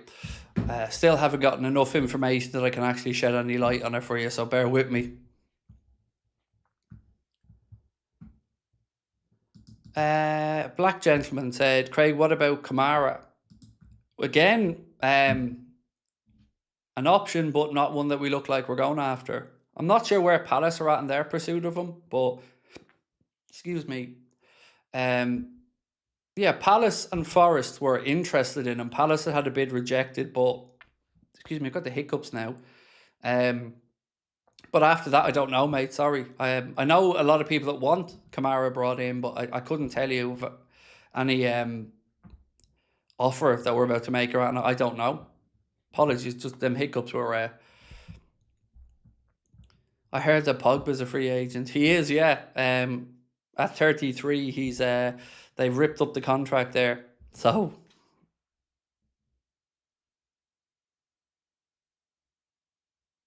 okay. So at this stage, from what I can gather, I wouldn't put too much faith behind the Minta thing. That's what I would say from what I've been told there. Um, Obviously he was a target, but again, even that part, like, I don't know on that Minta thing. I'm not going to take it seriously from my perspective at this moment in time. Adrian said, do you think that Iriola thinks Neoni could step into our CDM this year? No, no, he couldn't do it because it's just there's too many minutes for him to step into. He could probably cover some of the Jones minutes. Like, from people I've seen speaking about this today, 2,000 to 3,000 minutes this season feels like an achievable amount for Neoni. But to step in and maybe be an every game or one game a week type player, I think that would be too much for him at this stage. But that's why I said if we get another one in, then you can maybe play him in the League Cup games there, or bring him on for the last 25 there in a game that you've won handily, and build that up and build that experience up over the course of a season. I hate when we have to look at a youngster to be a hero, because it's just too much pressure on him at a time where he's probably not ready to come into that position to play that many minutes. Craig, do you think we buy or loan a striker? We've no backup for Isak until Ekitike comes back. I don't think we bring one in now. I think my guess, and it is a guess, is we will see somebody like BARCOLA maybe plays a false nine in some games where Isak can play or where he comes off. I mean, just the way I try to describe it is, look at PSG. A lot of the time that they played with Ousmane Dembele through the middle, Kvisha Kvaratskhelia on one side and Desiree Doué on the other. And none of those three we'd really talk about as bona fide centre forward. So I would imagine in the short term, something like that would happen, where somebody like probably a BARCOLA will play as a false nine or as an auxiliary striker until we get Hugo back. Because the idea of bringing somebody in when you've got 200 million quid worth of strikers and you've got probably a 3 or 4 month problem for Ekitike, it just buying somebody doesn't feel like the right solution there.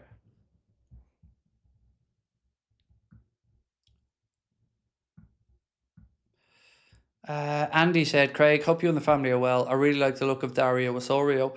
Yeah, look, he's a name that we've been linked to a while back. And again, the links arose yesterday. But what always kind of gives me pause on that one is Liverpool usually look to higher caliber leagues and players who've had more experience in our higher caliber league before they pull the trigger. So that's what gives me real pause about the Dario Osorio thing. His numbers are impressive at Midtjylland. There's no denying that. But it's a big step to go from that to the most competitive league in the world. So I don't know, I'd be a bit doubtful on it, but the links are certainly out there.